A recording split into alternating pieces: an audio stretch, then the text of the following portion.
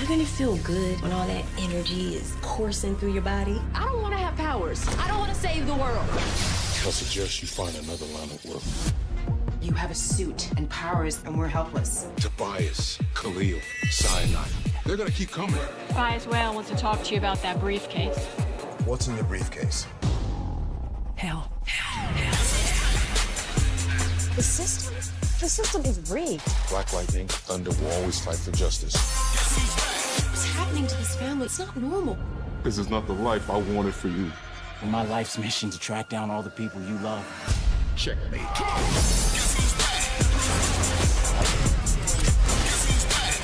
Who are you? No more words. Time to die. Black Lightning. Reviewing That Show. Review That Show. If we think we can, we can still view that show. All the people be trying to view like us, but you know we can. It's Marty, and that's it. Review That Show, bitch! They say this is a big season 1. This is Hulu you're on right now? Man, this is the Hulu, man. Okay. Yeah, I'm gonna have to get my Hulu on because like it's kind of difficult to find My Hero Academia with English subtitles at the very least. Kiss Anime. Anime. Is it dubbed? Is it dubbed? The first two Hulu? seasons are dubbed on Hulu. The first 2 seasons, and then season 3 isn't. But if you go to kissanime.com, son, they got dubbed My Hero.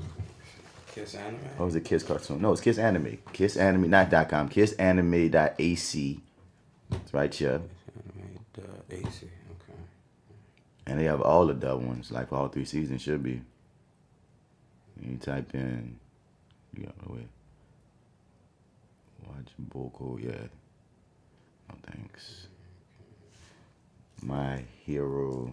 Yep, they got the dub ones. They go Boko no Hero Academia. 3rd season dub. Yeah, man. Okay. The whole thing. And they got all the seasons too, so that's what we fucking with. But Alright, cool, okay. Yeah. But if not, yeah, fuck with the Hulu, because like I said, at least the first 2 seasons are easily there dubbed. You know what I mean? It's not the headache or the hassle. The pirating, yeah, that bad boy. Because season 3 was the one I really had to find, because they were all sub for season 3. And then and then also like they were released like maybe a week after the other spots. I don't know. I got really obsessed with My Hero, and I was like, oh shit. Well, yeah, everybody keeps talking about it. Then I saw that game. I was like, okay, all right, I'll give this a shot. It's real, man. And then it's like, yeah, but then it was like, okay, well, you can watch it, but it's gonna be in Japanese, like or whatever the original language is. Japanese, dog. I'm telling you, dog. For that 3rd season, I said fuck it, and I watched the like because the dub versions were coming out. That's what it was. The dub versions of the 3rd season would come out 2 weeks after they aired, or after they released the sub ones or some shit like that. So you would always be behind at all times, like a whole 2 weeks behind. And I'm like, man, look. If you wait, and that's the thing, and that's when it'll hit this website. Hulu just was only releasing subs. I'm guessing that now that it's done for the 3rd season, they're gonna probably eventually release the dubs of it. But I've been on motherfucking Rugrats hard as fuck lately, dog. Like it still holds up. Doug doesn't hold up as well as Rugrats does. Funny enough. Doug is on here too. Right. Doug is on here. Okay, yeah. I mean, if you keep up with Roxy, you know Roxy's Rats, man. She did ruin Doug up and down. Yes, I had Doug ruined for me, unfortunately. But then again, when I think about it, I'm kind of like, you know what? Everybody kind of snuck by me. Like Zach Morris was. Zach Morris is trash. Yeah, he snuck by me too. So I'm like, yeah, I guess. But I'm sexy. The one thing I'll give to Doug though is, you know, his dude. One of my friends said, but come on, man, he was 12. So I can't give Doug. Holy shit, was Doug 12? Doug was. Remember, because the last episode he graduated to go to like. High school or some shit. Oh, no, I didn't. Okay. Because that's when then the Disney version was in high school. Yeah, this 3rd season all subs. Okay. But then the Disney version was in high school, son. But like I watching Rugrats and like the jokes still hold up. I was like, okay. Even as an adult now, I'm getting more jokes than I was as a child. I don't remember a lot from Rugrats, but I do remember this one thing that always makes me laugh in my head. I don't know if it'll do it in real life, but there was a point where they got like a family pet, like Spike ran away, and they got like a family pet, and they wind up going through a bunch of pets. Yeah. Like a spider, which it wound up getting out of the cage and crawling on Grandpa, and Grandpa woke up, saw it, then killed it. Yeah. And they're throwing it away. He's like, that was a huge spider. It's like, you just killed our new pet. Well, and then they wind up getting a gerbil. And he got out, and the mom was cleaning up behind us. She's like, I know he's still here because I keep finding his presents all over the place. And so Tommy and Chucky sneak out to go find the presents. And they get to it, and it's like, these are presents. This is gerbil poop.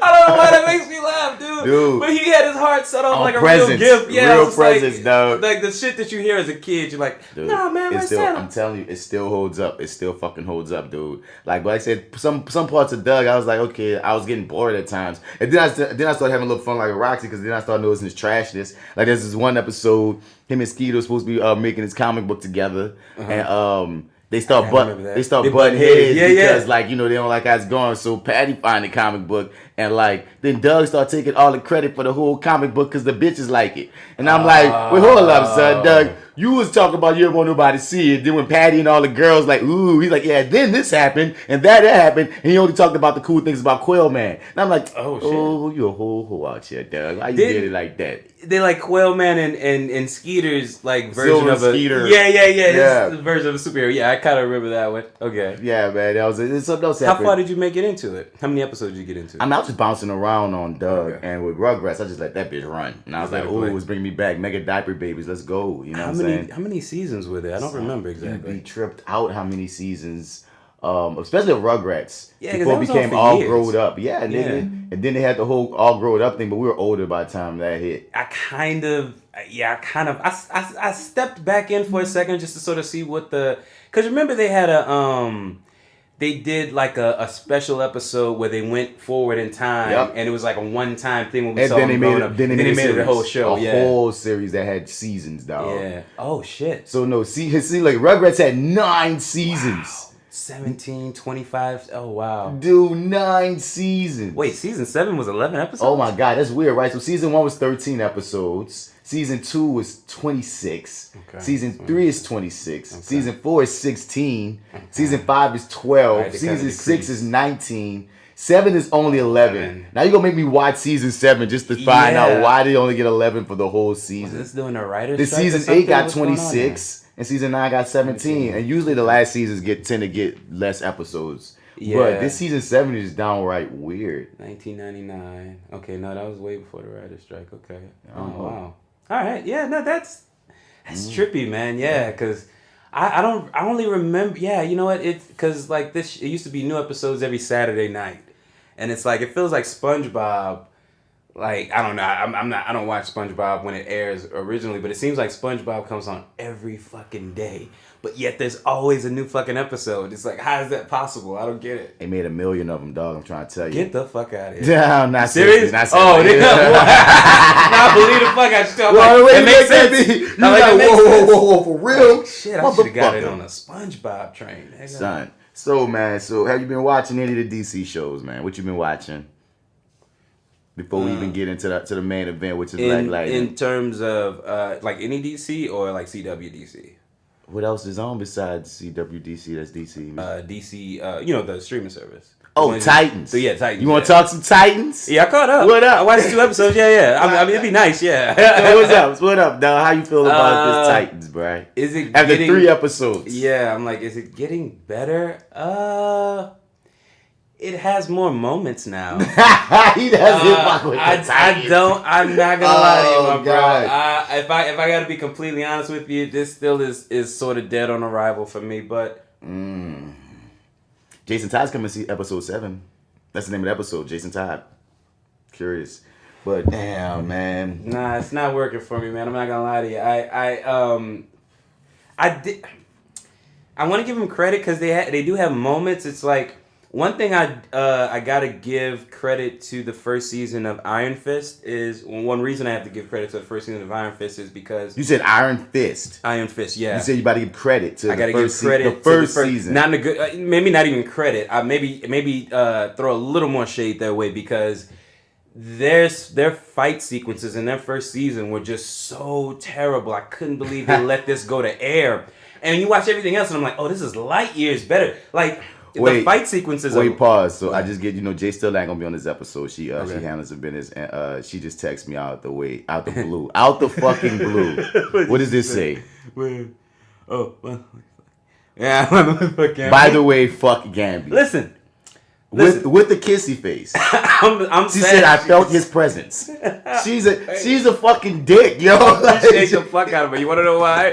Because he's not here. And I was like, okay, this is the moment we're gonna do the Gambi voice, and this is another moment we're gonna do the Gambi voice. I've got to tell him, Melissa. I've got to tell him. Stop. We didn't even get the Black Lightning yet. That's just, oh my God. It's like on point. She just texted this shit. By the way, tell her fuck I got Gambi. Her. Tell her I got her. Our presence will be felt. Oh my God. She said I felt his presence. That's why I felt the need to text you that shit. This is ignorant. Oh my God. I love her. Oh yes. well. Before we get welcome to the Reviewing Dat Show, y'all. We ain't right. even introduced the show at all, man. What's goody, man. It's that actor guy, Mr. Bats. As always, man, I'm here with my peoples, the crew, but the crew is less one. As we said, J.Steel ain't here today, even though her presence is being felt.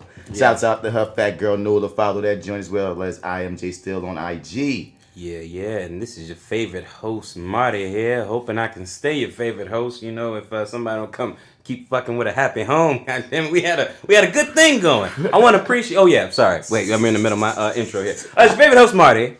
MartyEdwards 504 on Instagram, Twitter, and Snapchat. I feel like there's a lot of followers that are coming to my page now because of this show. Because I say that every week on mine, but all of a sudden, since I've been here, it's like every week or so there'll be like a new person. I'm like, who are you? Okay, cool. And I imagine it's from there. So, appreciate you guys. Thank you so much. And talk to us. Hit us up at reviewingdat@gmail.com. If you're out there, come holler. And don't worry, Peanut. We're going to do Dracula Untold next episode. I got it. Fuck. I have it downloaded. You have it downloaded? Okay, I found the DVD too. I had it on my account. I forgot to bring it. Okay, cool. That's fine. I got it. Honestly, okay, well, we'll get into that. But you can go to lowrainpictures.com, click on the Your30 tab, like, rate, share. I co-host a show there with the Arrogant Observer called Your30 with Marty and the Arrogant Observer. Also available on iTunes and most of your podcasting apps.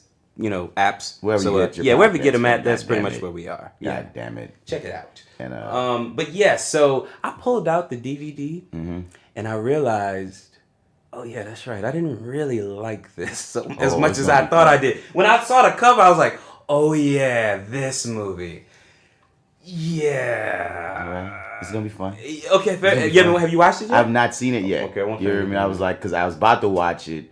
And I think I was then J.Steel was talking about seeing it. So it's like, we going to... I said I would give them the DVD, let them watch it first, then I'll watch it. Because I was like, oh, I don't want to watch this. No, you got to watch it. Now I got to watch it, We're going to catch that bit next week. We got you, Peanut. Because like I always say, if you're listening out there and there's some movie that you really, really love, or some movie that you really, really hate and want to subject us to, the rule of the show is we're going to review it if you send it in and request it. So once again, I got Dracula Untold. That's what Peanut sent us. Shouts out to my little dude, Derek. And yeah, man, so that's what's going to happen next week, as well as everything else we be talking about. But back on to the Titans, dog.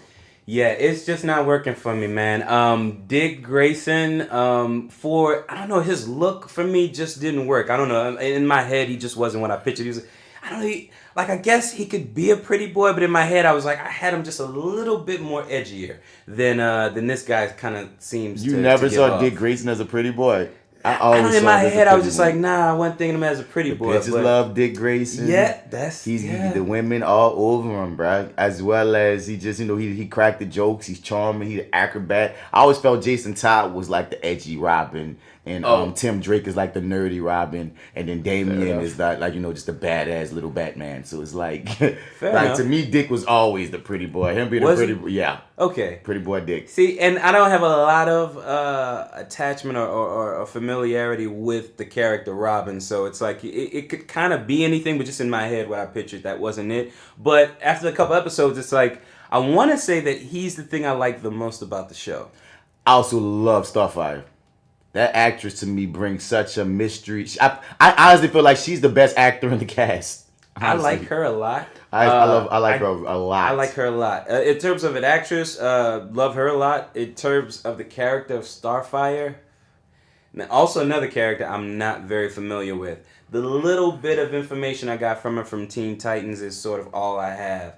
And this, there's just, I feel like we've had fun with this little game of who am I? What's my purpose? Yeah. What am I doing? I feel like we've done that enough now. It's only been 4 episodes. No, 3? 3. Yeah, it's only been 3. So, I don't know. For me, that's kind of worn thin for me. That's worn out. I feel like she's finding more out little by little because I feel like we're trading in the naivete for, I guess, the amnesia plot, because usually Starfire is, the alien, and she's getting used to, human customs and such. And Teen Titans plays it up as if she's just like silly. The comic books make her just more innocent seeming at times. Okay. And so I like this badass approach of, I don't know what's going on, but I'm natural instincts. I don't know, just something about how this role is portrayed for me. She's the most interesting to me.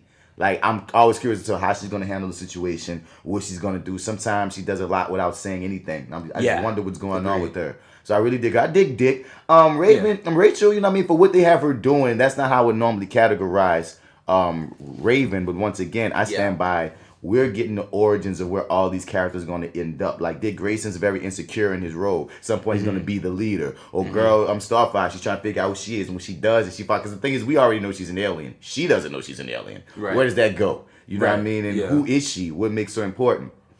When she finds her place out, that's going to be interesting to me. I think Raven is a dark journey. And right now, we got this seemingly innocent good girl, and by the time we get to season 2 and shit, she's gonna be a dark ass presence, like for real, more cynical, because she's gonna find out that her dad is Trigon, how the fuck you say his name, but he's a devil. So whatever they about to put you through, you're not gonna be the same. That's what I'm saying. I feel like where we're gonna end up with these characters is gonna be a lot more interesting than where they start from at times. But I'm like, the only thing, my only issue, I might say my only issue, because I know it's a rough show, but I'm still interested from episode to episode, is the tone shifts so much. Like, I feel like I'm watching Gotham in a weird way. Like, Gotham mixed with a CW show, because at times it's light, but then at times it's serious. And then at times, I don't know, it's just keeping up with the vibe of the show is interesting. Like, because I love that little creepy ass family. They were fucking creepy and scary in a way that, like, oh, okay, finally somebody who could actually fuck all y'all shit up. I think it was really interesting. It was like, it was good to have a worthy adversary for them, more than one too. Yeah. And they brought the fucking kids into it. I'm like, all of them, and they all this fucking shit. I dug it. But me too. I like them a lot. And then, but that same episode, I don't like how the Hawk and Dove's costumes look. Like, sometimes some shows it looks good, like The Flash. The Flash tend to look good when they try to copy it from the comic to the page, because it's already such a light show. It's so bright and light and funny and shit. Right. But in this darkness, it's weird to see you have these such comic booky costumes. Like, I think they do. I like Robin's costume. Okay. Like, his shit is nice and dark and sleek. His shit is gangster. Yeah, and it matches the world. Yes. They wouldn't have had this nigga out here in the light yellow and the light red. It wouldn't fit. It wouldn't have worked. That's what I'm saying. Like, they should have, because as soon as I saw them, I didn't take this seriously, because I'm like, you know what I mean? But as characters, they were interesting separately. Like, I like the big gruff Hawk and shit. He was about that life with Dickie trying to get my chick, nigga, fuck you. I like the fact that there is that triangle aspect. Now, like, once again, the show actually has its moments, but his moments keep me wondering, okay, where are you going? What's about to happen with this? Yes. What's the next move? It hasn't, and I don't know, not to say that a show has to sort of plot its course for the audience, but it's a very weird trajectory. I think that's how you say the word. Yeah, it's just weird. I don't know exactly where we're ended up. I mean, I guess, I want to give it about 2 more episodes before I say, okay, I'm on board, or I kind of want to give it a little bit more time. It still hasn't found its legs yet, which I feel like you gotta kind of let a show find its identity first before you can kind of, praise it or condemn it. I feel like we can't even ride it. We don't even know what it is until they become a team. Yeah. They're not even a team yet. Right. And I feel like, also, how do you feel about, I mean, I feel like I already know the answer to this, but how do you feel about how they're doing, like, with Beast Boy, giving us, like, little by little as we go along? They need to give us more in the next episode. Cool. He's inconsequential. Okay, cool. All right, cool. I like the little moment you have with Raven, because those two are the couple in the comics, and even they hinted. That's like a legit couple. Yeah. Oh, okay. I thought he had like a crush on her. Because that's what they do on the cartoon. And that's why they do it on the cartoon. And that's why sometimes she give them some light and some love, because it's like in the comics they're a couple. So it's like, Okay. That's dope. Okay. I like that they already showed early chemistry with those two bouncing off, and I like that we got to see Rachel Raven, whatever, smile and generally have some fun for a second. Yeah, but I dug that too. But from what the looks of it, he is getting more shine in the next episode because he's the one with the trailer show. He's the one that's gonna find Rachel because she just ran away at the end of the last episode because she just wigged the fuck out. But them nuns was tripping. Like, I understand where they're coming from where they coming from, but come on, y'all can't lock that girl up knowing that she got this demon and then think the demon ain't gonna wig the fuck out at some point, you know? Right. But he's gonna find her in the woods, and I believe he's gonna bring her back to where the Doom Patrol is, because the next episode, some of the members of the Doom Patrol are gonna show themselves before, they spin off. So are we gonna see Cyborg in that one? Nah, it's not Cyborg in that one. It's maybe 3 or 4 of the members. But that was you that told me that we are gonna see him at some point though, right? Yeah. Okay, yeah. He's gonna be in that show for sure. Okay. So I believe that's what we're gonna get out, because it's like Beast Boy, you just lurking. You know what I'm saying? It's a little creepy. But I get it. I mean, you're supposed to be there. It's just the way they've sort of inserted you into this. Isn't my favorite, but I'm happy to see you, I guess. I think they were just trying to crack the code of how to, because that's the thing, dog. You don't want to be too hokey in how you bring all these separate entities together. Yeah. So it's like the first episode was you introducing us mainly to Robin, Raven, and a little mystery on Starfire. Then the second episode brought Hawk and Dove in, because they plan on making Hawk and Dove part of the Titans team at the end of the day. Yeah. Oh, okay. Yeah. See, I wasn't sure with the way we left them how that was gonna end. I was like, oh, okay, so they're not meant to, because all the trailers and promotion and stuff. If you, I don't know if you how much you go on Instagram, but how they have those little sponsored little pieces. And all of that makes it seem like we just added these two to the team. The two new members of the team are showing up, everybody. And then you watch and it's kind of like, oh, well, were they members? But dude, when this was first announced, they released Hawk and Dove's costume second.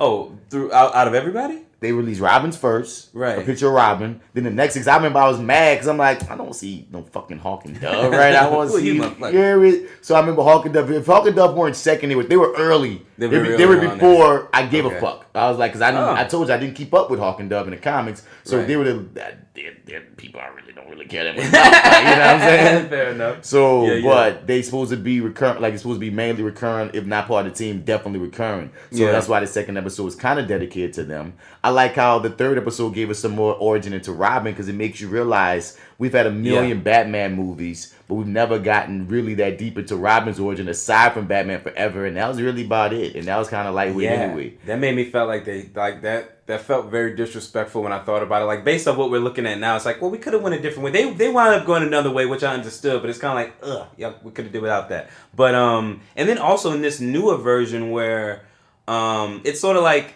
everybody can do pretty much what they want with their version of the universe. Because in the Dark Knight trilogy, technically, if we want to be honest, there really wasn't a Robin. Well, there wasn't a Boy Wonder. They wanted to cheat Robin in through your boy. Kind of, yeah, but it was a half-ass way. It wasn't no kind of. Oh, you should use your first name. Yeah. What's your first name? Robin. So no, it wasn't. No. They just went in a completely different direction. Nolan said he didn't want to put Robins in his movie, but he still wanted his movie to stand alone as if it was like the real story of the legends of the comics. So in that regard, it's like, okay, if in his real story, that's his Robin and the way he wanted to tell it, and the legends will be Batman had a sidekick named Robin, and they dun-dun-dun-dun, you know what I'm saying? Right. Okay. So, I just feel like we never really got, because we haven't got that before. Because even that character was an amalgamation. He was a cop like Dick Grayson. He had the temper like Jason Todd. He was like, oh, you have a temper. And at points, I'm like, this man didn't seem like he had a temper. But y'all put that in the writing because that's what Jason Todd was known for having. Like you're telling us what it is. Tim Drake was the Robin that figured out and deduced Bruce Wayne's identity as being Batman on his own, which he did in the movie.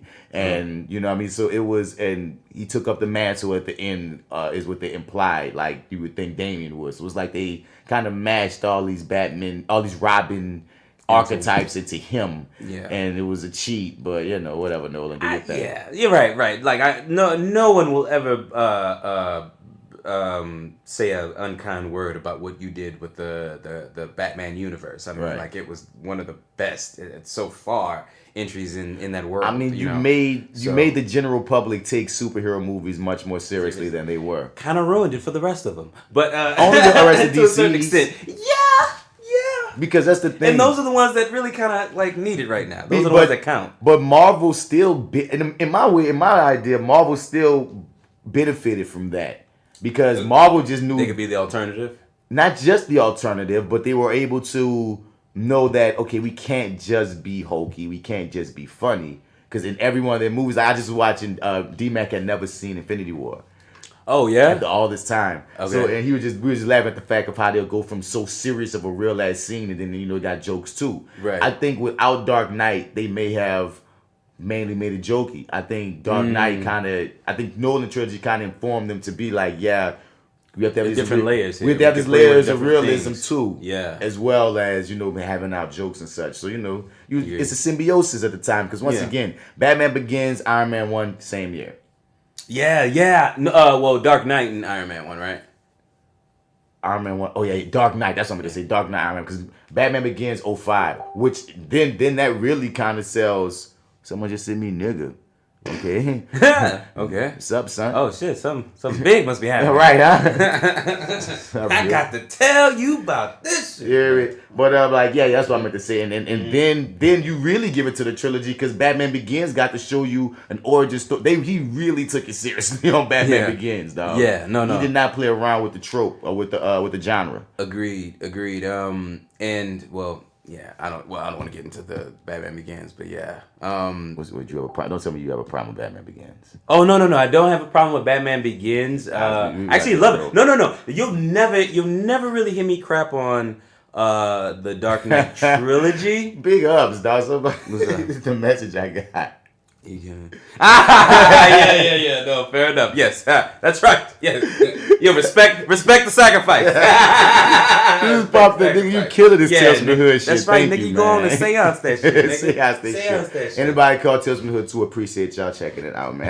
I did not expect that because first the text was nigga. I'm like, what's pop? Like, what's going on? Nigga, wait till he gets to the third one. Oh God, we're not here to talk about that anyway.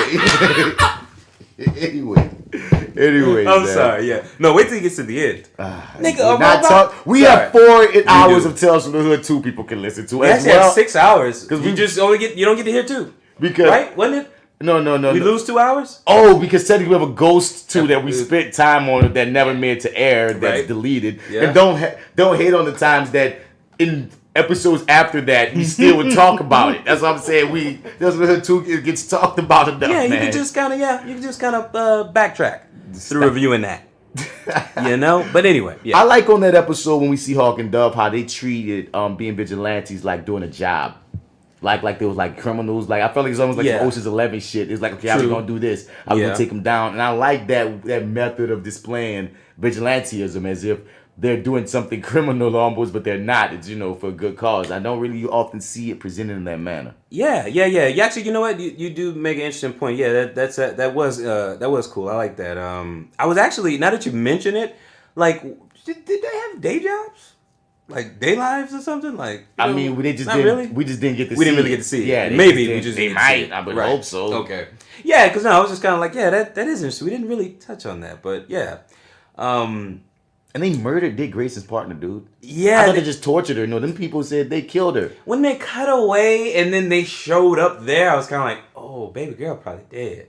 Or horribly disfigured. In a lot of other shows, she would still be alive because why did they introduce that character? To just kill her like that? In the third episode. 3. Yeah, it was like, she did sort of seem like she was going to be his inside. Something. Yes, she was, yeah. That was a waste of time to me. Like, now that's a knock I'm going to give them. Like, that, like, she was only in 1 episode prior to be his new partner that he ignored, by the way, who did absolutely nothing to show any police skills. They didn't give her nothing. Now we're supposed to care about her. Wrong partner. Bruh, and then we're supposed to care about her that she got kidnapped and tortured and killed. Like, unless you're gonna do some shit. So this is some shit that Gotham would do because they do dark comedy sometimes. Unless he keeps getting partners that keep getting murdered and that becomes a thing. Oh wow. That's the only way that can make sense to me as to why does she even exist? Now that you mention it, that does kind of put a damper on the whole thing because what was the point of all of that? There's just...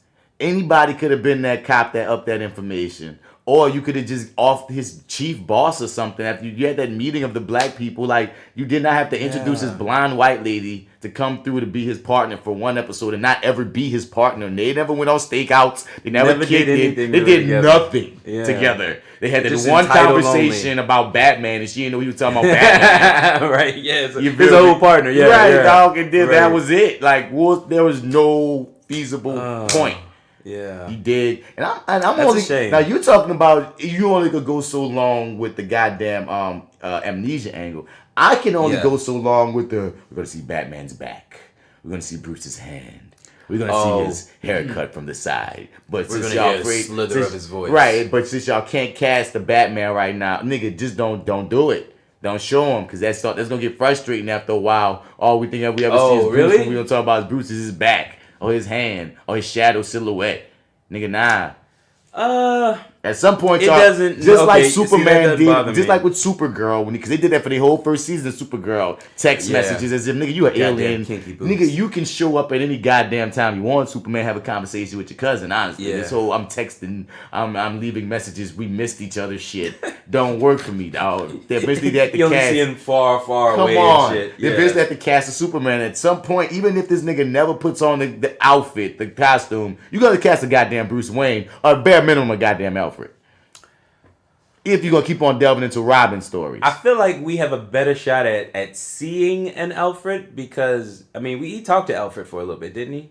Over the phone. Yeah, over the phone. So I feel like we have a better shot at that. But the thing is I know this game that we're playing. I know that he's Charlie from Charlie's Angels. Like, like that's who he is. We're never gonna see his face, and it's like I know the game they're playing, and it's sort of like I was like I sort of walked in. The fact that we see a silhouette, the fact that we saw so much of a profile of the back of his head, I was kind of like, that's more than I ever thought they would have gave us. I'll give you that. But they have a whole episode called Jason Todd coming, and that's why I really feel like he's gotta be cast. No. Well, that would be great, but they won't. I feel like there's gonna be an episode full of shadows and silhouettes in the back of Bruce Wayne's head. We're gonna be back of Bruce Wayne's headed to death on that episode, dog. You know what? I feel like I'm gonna probably stay on the train at least till that episode, because now I want to know. Get to episode 7, bro. Make it to episode 7. At the very least, you're gonna want to see the Jason Todd episode. We never got Jason Todd live action. Yeah, no, we haven't, and I've enjoyed it. That was Jason Todd's Red Hood, right? Yeah. Okay, yeah, I enjoyed what they've done animated wise, so I'm really kind of looking forward to. You should check out his comic. Yeah, he has a pretty good comic. Jason. He has a whole run, right? He has Red Hood and Outlaws. Yeah. It's pretty cool. I've seen it. I've never actually picked it up. I've been reading his comics lately, and I dig him as a character. Like, they've done good work. They even have the lost files of Jason Todd, like it's an origin tale of what happened to him, all those lost years or some shit. And I started reading up, because I'm a fan of the entire Bat family. I'm learning. I'll be reading Robin comics, Batman, Nightwing. Nightwing right now, he's Rick Grayson. Trying to get the dick out your mouth, apparently. But is that what they're doing? I feel like they're testing the waters with this Rick Grayson shit, because what happened in Batman comics, like him and KG Beast basically shot Dick Grayson, Nightwing in the head, and it this whole three comic book run of Batman and Nightwing just kicking it, because Batman, of course, has been heartbroken because a Catwoman left him at the altar on some shit. So Nightwing came to kick it with him and cheer his ass up. Like, they don't say I'm here to cheer you up, but you catch up after a while. Like, oh, that's why he's around, because he's popped up now. And at points he might be like, I understand what he tried to sneak in while they're crime fighting. Like, these conversations, and like there's one issue, they just really whooping all these no-name ass lower Z villain asses, and but Nightwing's just cracking jokes and trying to talk to Bruce, and like the other niggas just getting their asses whipped while niggas just keep trying to have conversations. So how about those Saints, huh, Bruce? Boom! That's what it was like. Really. It's at 2 calendar men now. Wow. like bruh. Hey, really, big fella. How's it holding up? Yes, it's an issue of that, and it's fucking hilarious. Wow, but so we get another one of that, but in the end, he gets his fucking shot in the fucking head, and you're like, shit, nigga shot Robin in the head, right? And so after all of that shit, yes, that was the button on your fucking ass, nigga. And like then he's out for a bunch of weeks. Batman beat the living hell out your boy who did that. But but he's lost a chunk of his memory and shit. So he knows certain things, but like a chunk is spotty. So he goes somewhere else. He decides to just be on his own. He shaves his head. Well, no, his head's probably shaved because he had the freaking surgery for the bullet. So now that makes sense because he was like, shave and cut. But he still got this way of wanting to do good in his body. So you seeing him try to put it together. But yeah, he rather be called Rick than Dick. I'm Rick Grayson. I don't know that. I don't know that Dick Grayson guy. I want to have a whole new life separate from all that shit. But how long will that last? But, well, that's one way to retcon it. I mean, at the end of the day in Titans, we're going to get Nightwing at the end of it. I feel like he's going to decide, like, well, on the Jason Todd episode, Batman is a new Robin. At that point, I feel like, okay, Nightwing, it's probably... We can't have two Robins running around this bitch. Yeah, man, it's branding. You don't want to you don't want to get those confused. And I want Bruce to come and kick your ass. You know what I'm saying? Yeah, well, in a silhouette, though. In a silhouette. Yeah, We'll never see him. Shadowy ass kicking. How you feeling about The Flash this season? I just realized I'm about 2 episodes back. How many? Is it 4 altogether right now? Possibly. Okay, I think, yeah. When I looked at the DVR, I want to say it was 4. I clicked on the 3rd episode, I believe, and didn't really finish it. But I am liking it so far. I like the whole having the Flash family together, before their time and what have you. And Nora's the new Wally. That's what I feel. Nora's the new Wally. Yeah. She's taking up the entire spot that Kid Flash is supposed to be doing, and she's his Kid Flash. They made the joke on there, either on episode 3 or 4. Somebody's calling her Kid Flash. I forget who it was, but okay. yeah. She's basically Kid Flash. Yeah, no, I'm digging it a lot. I typically I don't know, the Flash for me.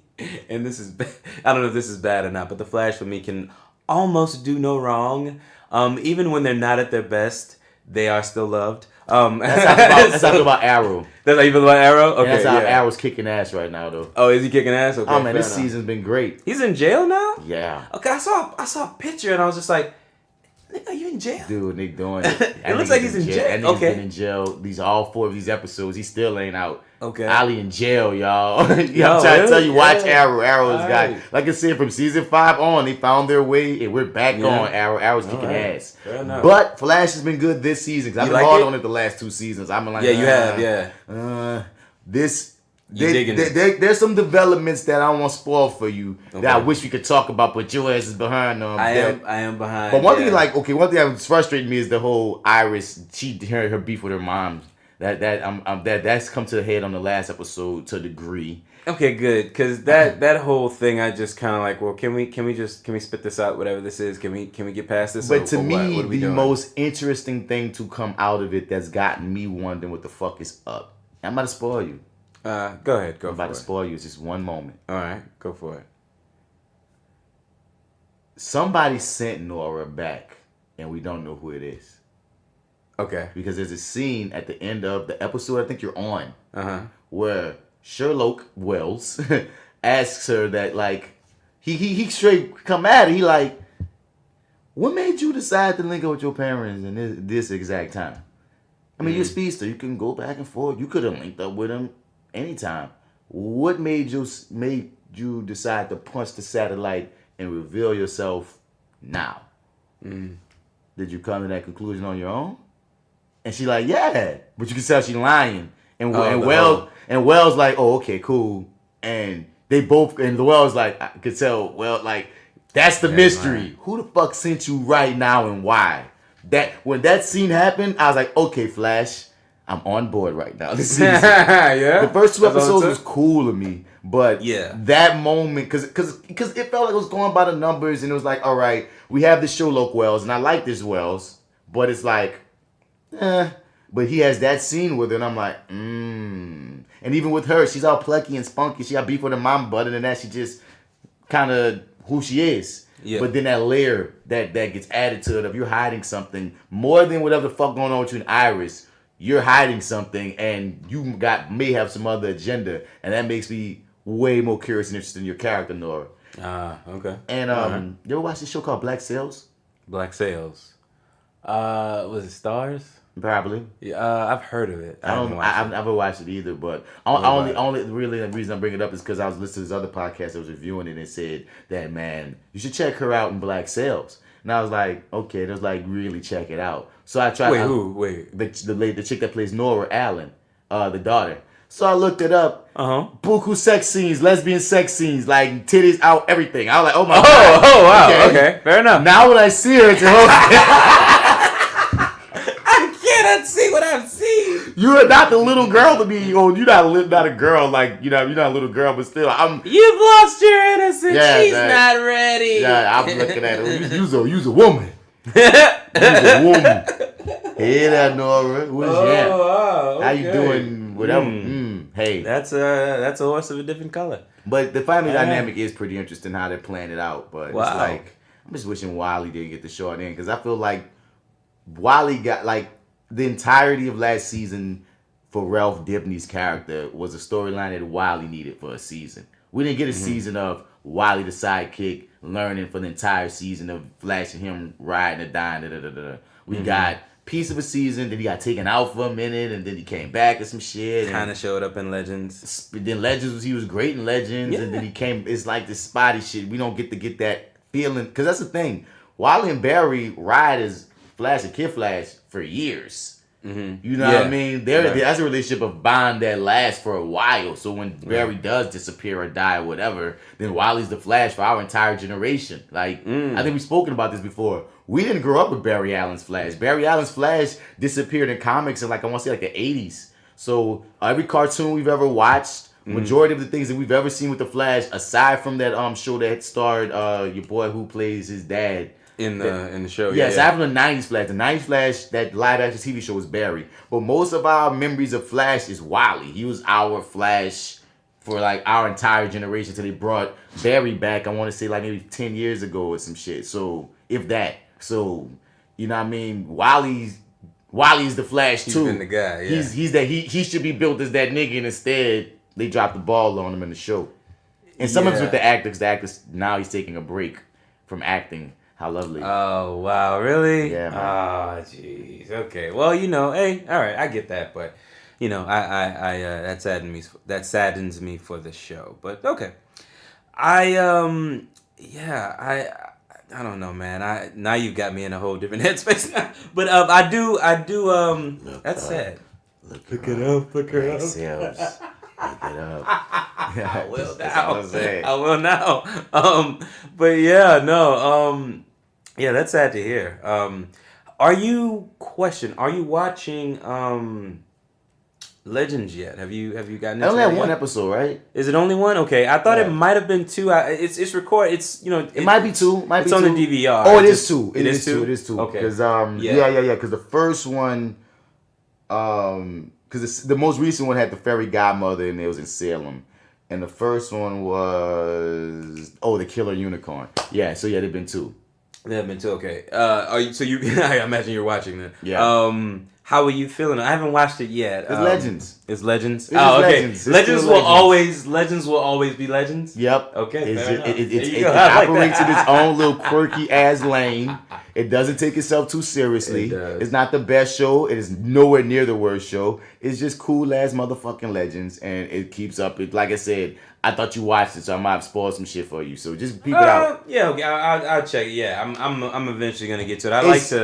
Legends is the one I always kind of get to last. I always enjoy it, but I just sort of get to that one. No, I'm sorry. Supergirl is the one I get to last. Yeah, that's Legends, the one I watched the least. I haven't watched it. I haven't watched any Supergirl at all this season. I need to rectify that. But like out of the ones, like out of all of them, I watch Arrow. I'm on Arrow first, then Black Lightning, then Flash, then Legends. That's where I'm at with it. Okay, fair enough. You feel me? Mine is always the Flash first. Good old Flash. And now Black Lightning and Legends. After that, Supergirl is a nice long last one. I don't really. I have to catch back up on Netflix with Arrow. I was enjoying I'm like on season 3 or 4 there. And who's the villain? They just beat. I'm in the beginning of the season after they beat Slade. You in 3? I'm in 3 right now. Okay, yeah. So Slade is 2, which was a great season. Yeah, it was a great season. Season 2 kicked ass. Because it for the really longest, did. season 2 was the best season. Like, oh really? Yeah. I'm trying to tell you, you're in season 3. Yeah, no, they got their shit together in that season. Season 2 is the shit. Yeah, you know what I mean? Season 3 and season 4 is where they have they kind of when they downturns. To me, Arrow's never bad, but I understand why people It's just like Flash. It's just like Flash. Like 3 and 4 weren't horrible. It's just they didn't fuck with 1 and 2. And that's the same thing happened with Arrow. 3 and 4 weren't bad. They just didn't fuck with 1 and 2. So they feel worse than they really are. Yeah. Because it's like, damn, man, 2 is amazing. Then you get 3 and it's like, okay. Then you get 4. And see, 4 is just like, 4 is better than 3. But 4 feels so inconsequential. Like, it's just, like 3 people be ragging on 3 like 3 suck or some shit like that. I don't think 3 suck. 3 is just whatever. But then 4 comes and you're like, well, that was a little bit better. But what happened? You know what I'm saying? Did much change really? Then 5 happens and then it's like I said, we back on track. And now we're on 7 seasons. Like I wonder if Arrow's trying to do it Supernatural or not. Ain't Supernatural on like some obscene number? 14 or 15. Like last time I checked in, they were in 12, and that was a couple years ago. So they've got to be in like 14, 15 now. Damn. Yeah, I still see commercials for it. Just shocked that it's still on the air. I kind of thought that they were dead. Smallville did what, 10 or 11? Yeah, they did about 10. Yeah. Yeah, man. Yeah. But this seems like they have no plan to end. It's just like we're gonna keep going until you guys stop watching. It's comic books, dog. You have endless stories to be inspired from. I guess so, man. It's like, wow, it's just unprecedented, and that's good for them, though. I don't know. We've been told somebody tried to watch it and can only make it to season 5? Was it Nija? It was telling us that. What, they couldn't get through? Yeah, like that she watches it. She started Supernatural. Oh, yes, it was Nija. Nija said she's never made it from top to bottom fully. Right. Like, it's just it's one of those things where it's a big something big to take on, I guess. But I don't know. 15 some odd seasons. Hell yeah, it's pretty big to take on. So I don't watch Walking Dead. Oh, wow. It seemed like too much. Like shit. Not, you know what, man, to be honest with you, dude, when you actually sit down and watching it, there's so many episodes where absolutely nothing happens. And you're just like, oh, wow, this was a whole episode about them being hungry. I mean, literally have a whole episode about that. And I'm just like, and zombie shits already don't do much for me in general. So it's like, Walking Dead, man. Like I said, yeah, it's not for everybody. I don't blame you. I might get to it. And then they often say that its best years are behind them anyway. So it's they like, are, unfortunately. Apparently, they're about to kill off one of the main characters. That's been there from the very beginning. Yeah, sort of all around him. Rick Grimes. Yeah, it's supposed to be his last episode this Sunday. See, I don't even watch. I know who the fuck Rick Grimes is. That's how you know you pop culture icon at that point when nigga don't even watch. Yeah. And I'm like, oh, you gonna kill motherfucking Rick Grimes? Oh man, that's something. That's new. He said that's something. So yeah, man. So I'm trying to think what else in CW before we get to even Black Lightning and shit. I'm trying to think of what else in CW world. Are you watching Sabrina at all? Dude, like you and J.Steel are just linked or something. Cause that's something else she texted me. She said, I'm starting Sabrina today. And I'm like, oh, okay. I dug the fuck out of it. So how many episodes are they in on? 10. Oh, so they just released it all like with Yamp. Mm-hmm. Well, since y'all motherfuckers are watching, I guess I'm gonna have to give it at least a little looky-loo or something, I guess. Yeah, they went straight dark with it, so I remember. Yeah, they did. They make a lot of references to Riverdale though too. They keep shouting them out. Like it felt. I think they've done it like 3 times throughout the whole season. So I may watch some Riverdale. I might watch some Riverdale. Oh, this is happening. You know, McGregor got cast as Black Mask in the Birds of Prey film. All these errant ass fucking DC goddamn films that what?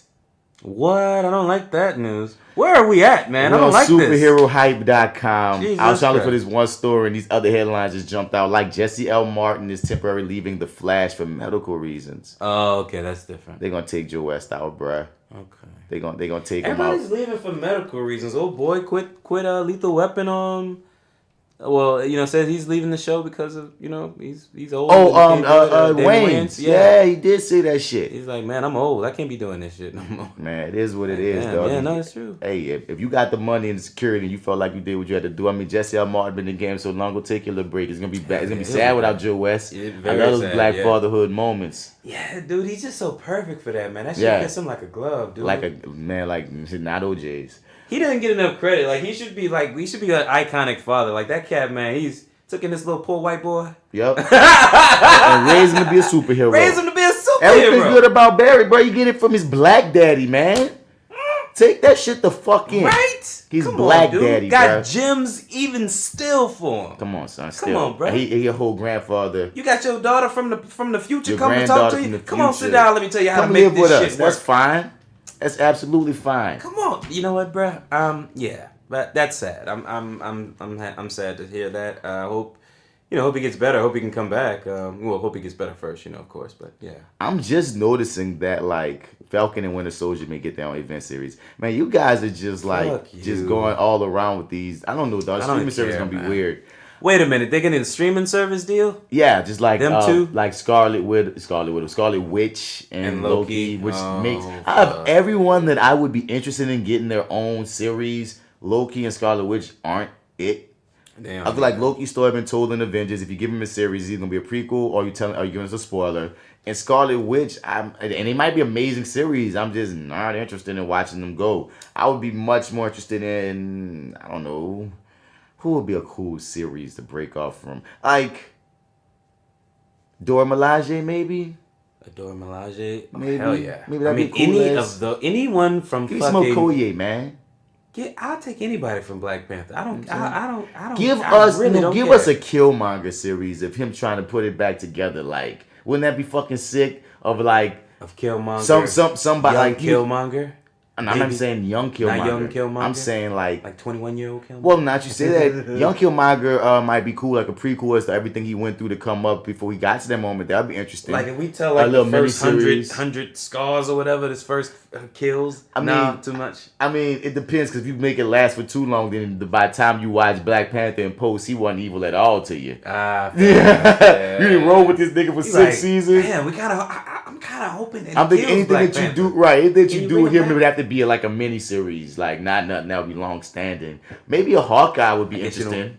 A Hawkeye, because then you don't like you're not burdened by this heavy thing with like, or maybe I think his would probably be the easiest because he has no powers. Maybe him training, because I heard this on another podcast. I remember what it was. Might have been Blurred Vision. Shout out to this podcast called Blurred Vision. I really fuck with them. But you put me on that. I think they just spoke about how there was talks in Hawkeye training a younger female Hawkeye, some shit.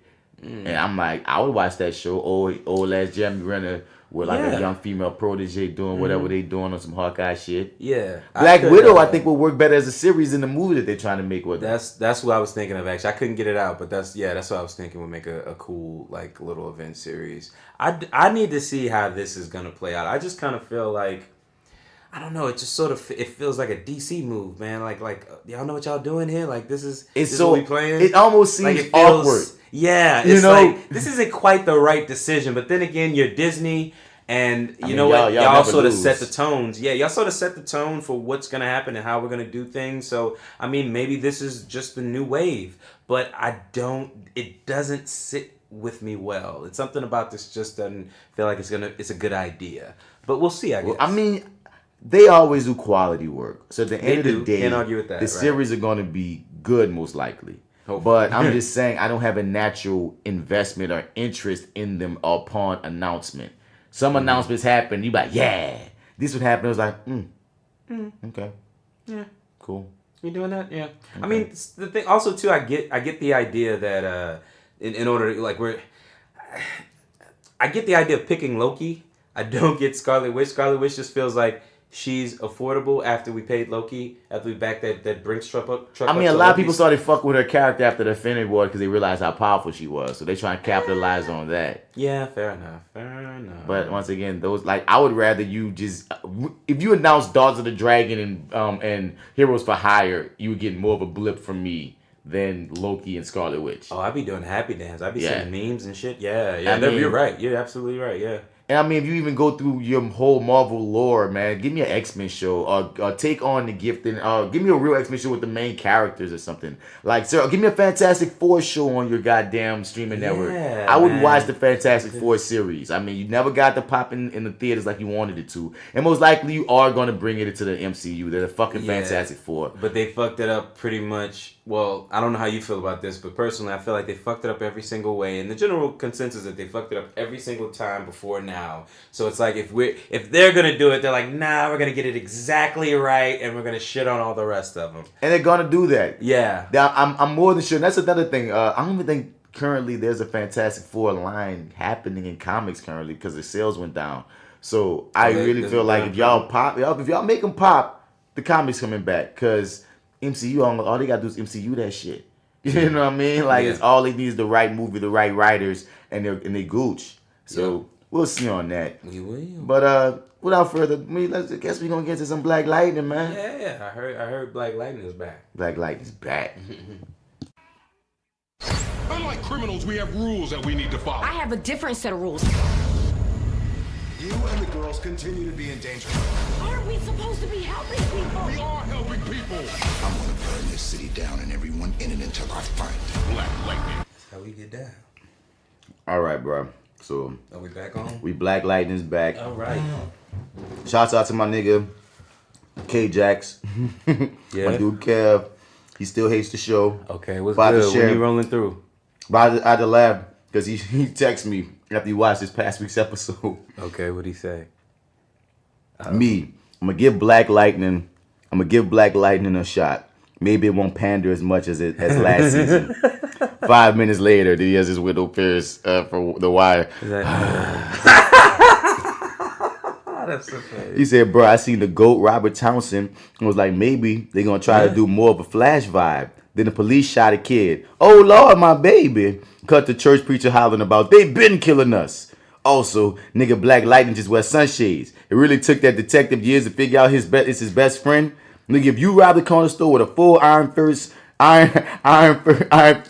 Fist Princess Bride bandana mask, I'ma see the sketch on the news and I'ma be like, Martin on that stuff.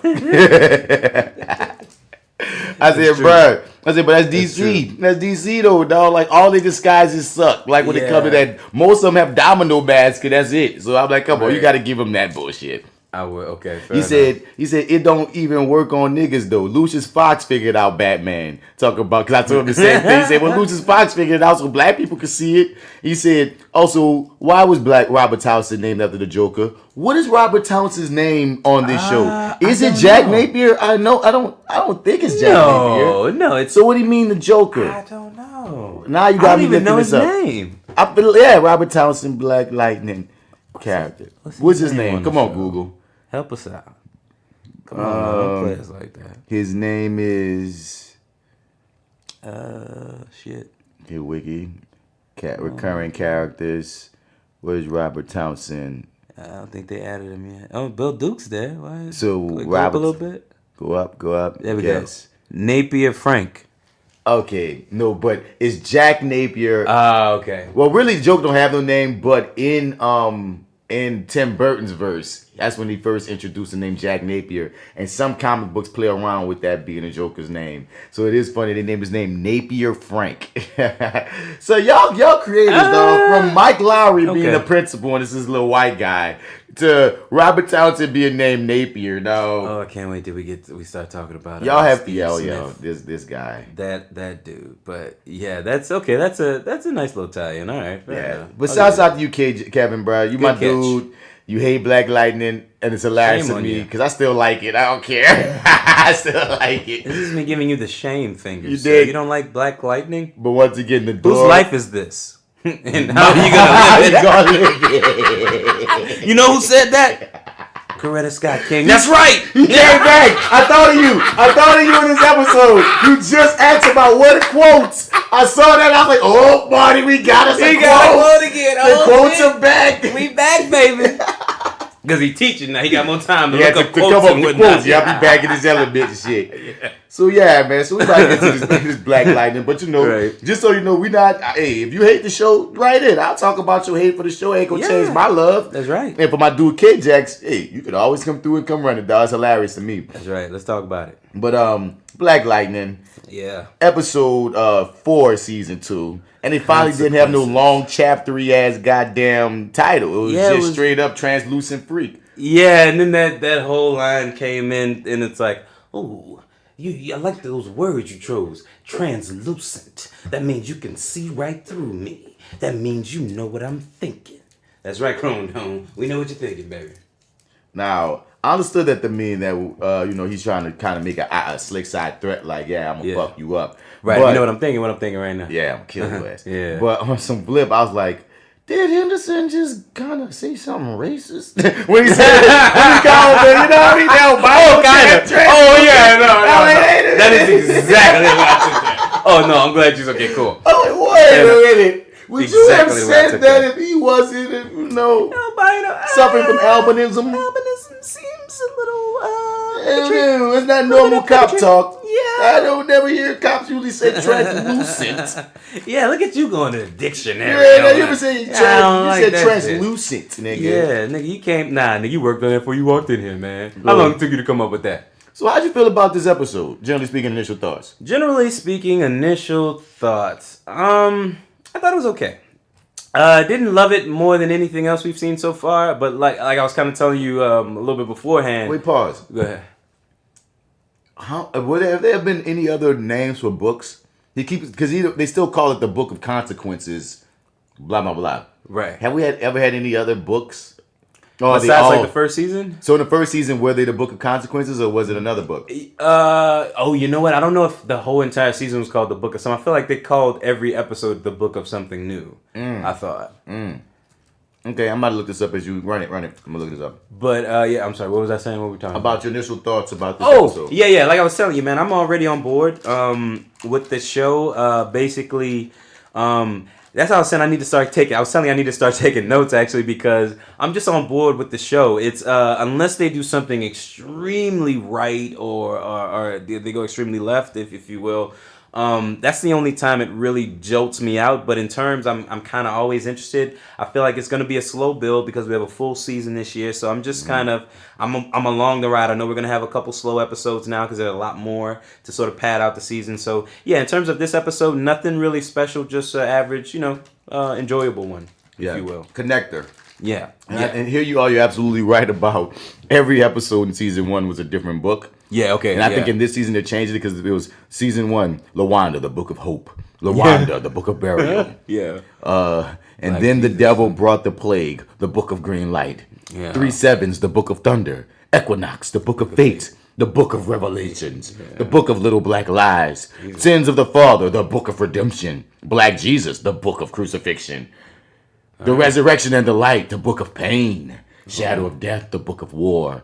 So this season, it looks like, is really going in chapters and such because we have 4 episodes called The Book of Consequences with each chapter, and then there's a name. And it looks like next episode, we're going to a different book, The Book of Blood. So I feel like if you're grouping each set of episodes as if these 4 go together and then these next 5 go together, if they all fit into a book of our central theme, that makes more sense to me than we get a new book. Every week. Every week there's a new book. So we'll see how you go. But just in general, your titles are long as hell. Yeah, they kind of are. They, you all, like you guys know that you're on the slate for a couple seasons now or something. So it's like we can do whatever the fuck we want. Yeah, we want to have it be the Book of Consequences just for 4 episodes, and then we feel like switching it up. Is that cool with UCW? Yeah, go ahead, do whatever you want to do. Fine. You're a black show. We'll free reign, goddammit. Free goddamn reign. But can you add more quotes, please? Can you do that for us? More quotes. Like I feel the same way as you about this episode. It didn't blow me away and it didn't underwhelm me. It just was kind of there. But one thing that stood out for me was how little Black Lightning we got. Okay, yeah. How little superheroism we got in general in this whole episode. Okay, I got This was really the Black family drama episode. You're right. The very end only. Yeah, see that speaks to it, man. It's all basically a slow build to the next thing. I almost forgot that we were watching the superhero show. Yeah, no, I mean, and that's the thing too. So I mean, like you said, we have a ton more episodes to kind of fill out this season, and also too, we can do what the fuck we want. So it's like, yeah, we can definitely take our time with this. We don't have to have a whole ton of Black Lightning. Now we're not gonna get in the costume. It's fine. No, it's cool. We'll be fine. And it still works. You know what I'm saying? The fact that you just mentioned that, I didn't really notice, and it kind of throw you off in the beginning with this whole little fake fight scene. But how did you feel when you first saw this thing? As we press and play right now on the episode, anybody watching with us, how'd you feel about how this started? Were you tricked?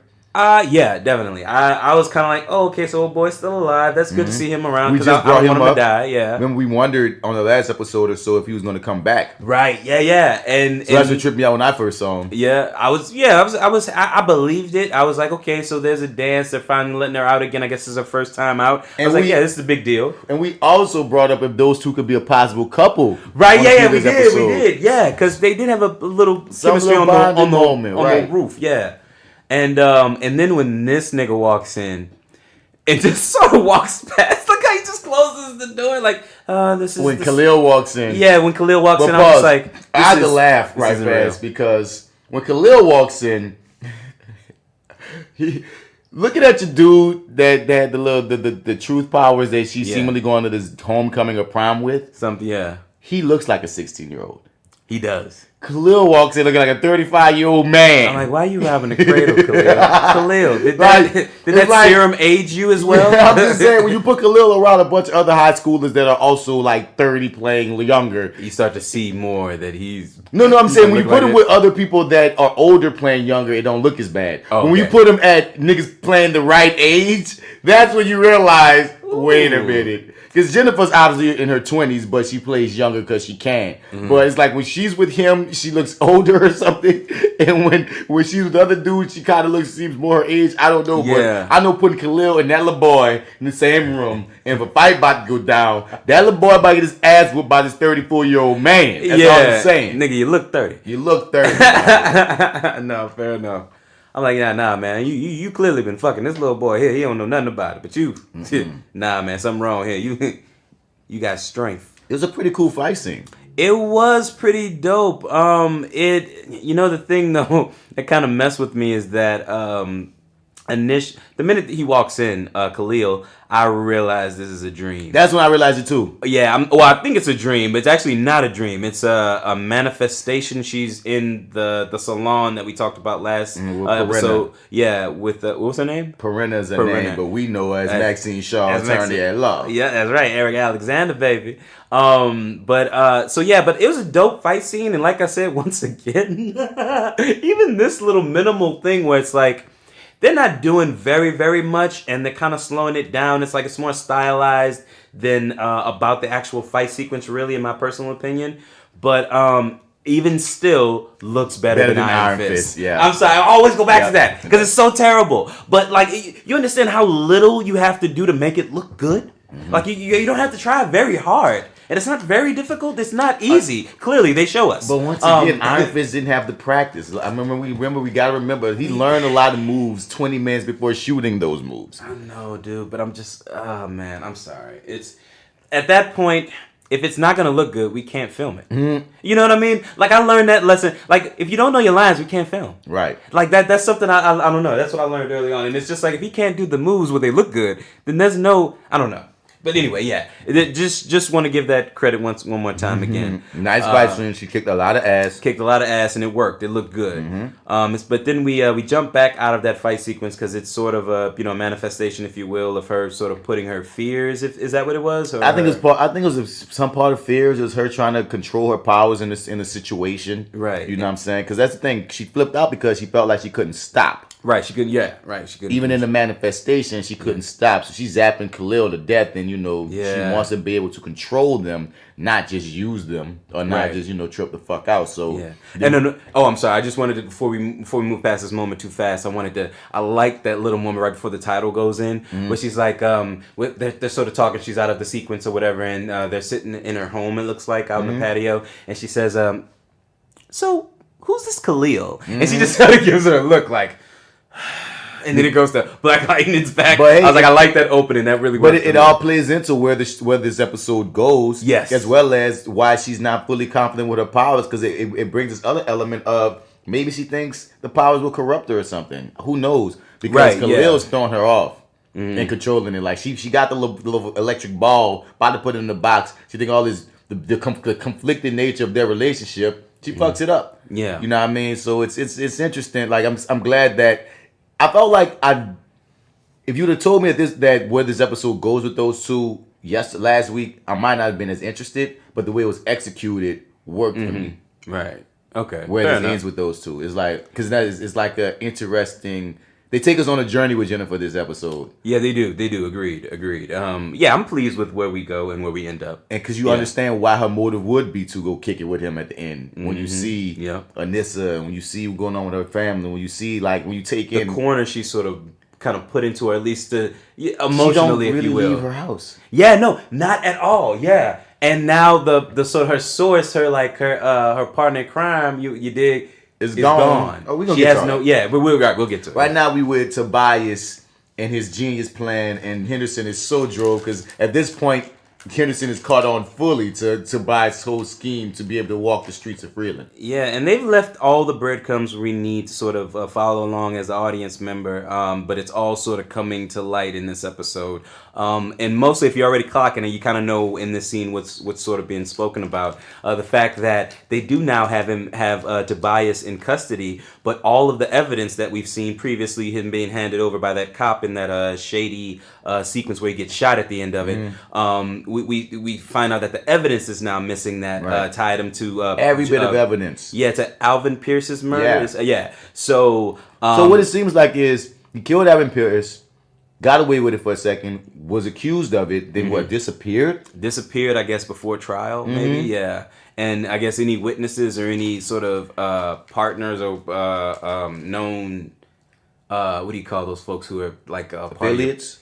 Affiliates, yeah, known affiliates. I guess there was that one guy left who he killed. And basically, there's no witness, no evidence, so there's nothing to prosecute him with. That's so slick. Yeah, and then we find out some other information which we'll get to. I don't want to jump the gun there, but we find, which I thought was the most compelling thing about this episode. You know, that was compelling now that I think about it. The thing that we find out, we'll get to it with Jefferson and him revealing to everybody that he was actually there for the murder, which was also, we'll get to it, was wiped away. Now we got this lawyer chick then. Yeah, let's start. Yeah, let's go. We'll get to it. Oh, okay. How do you feel?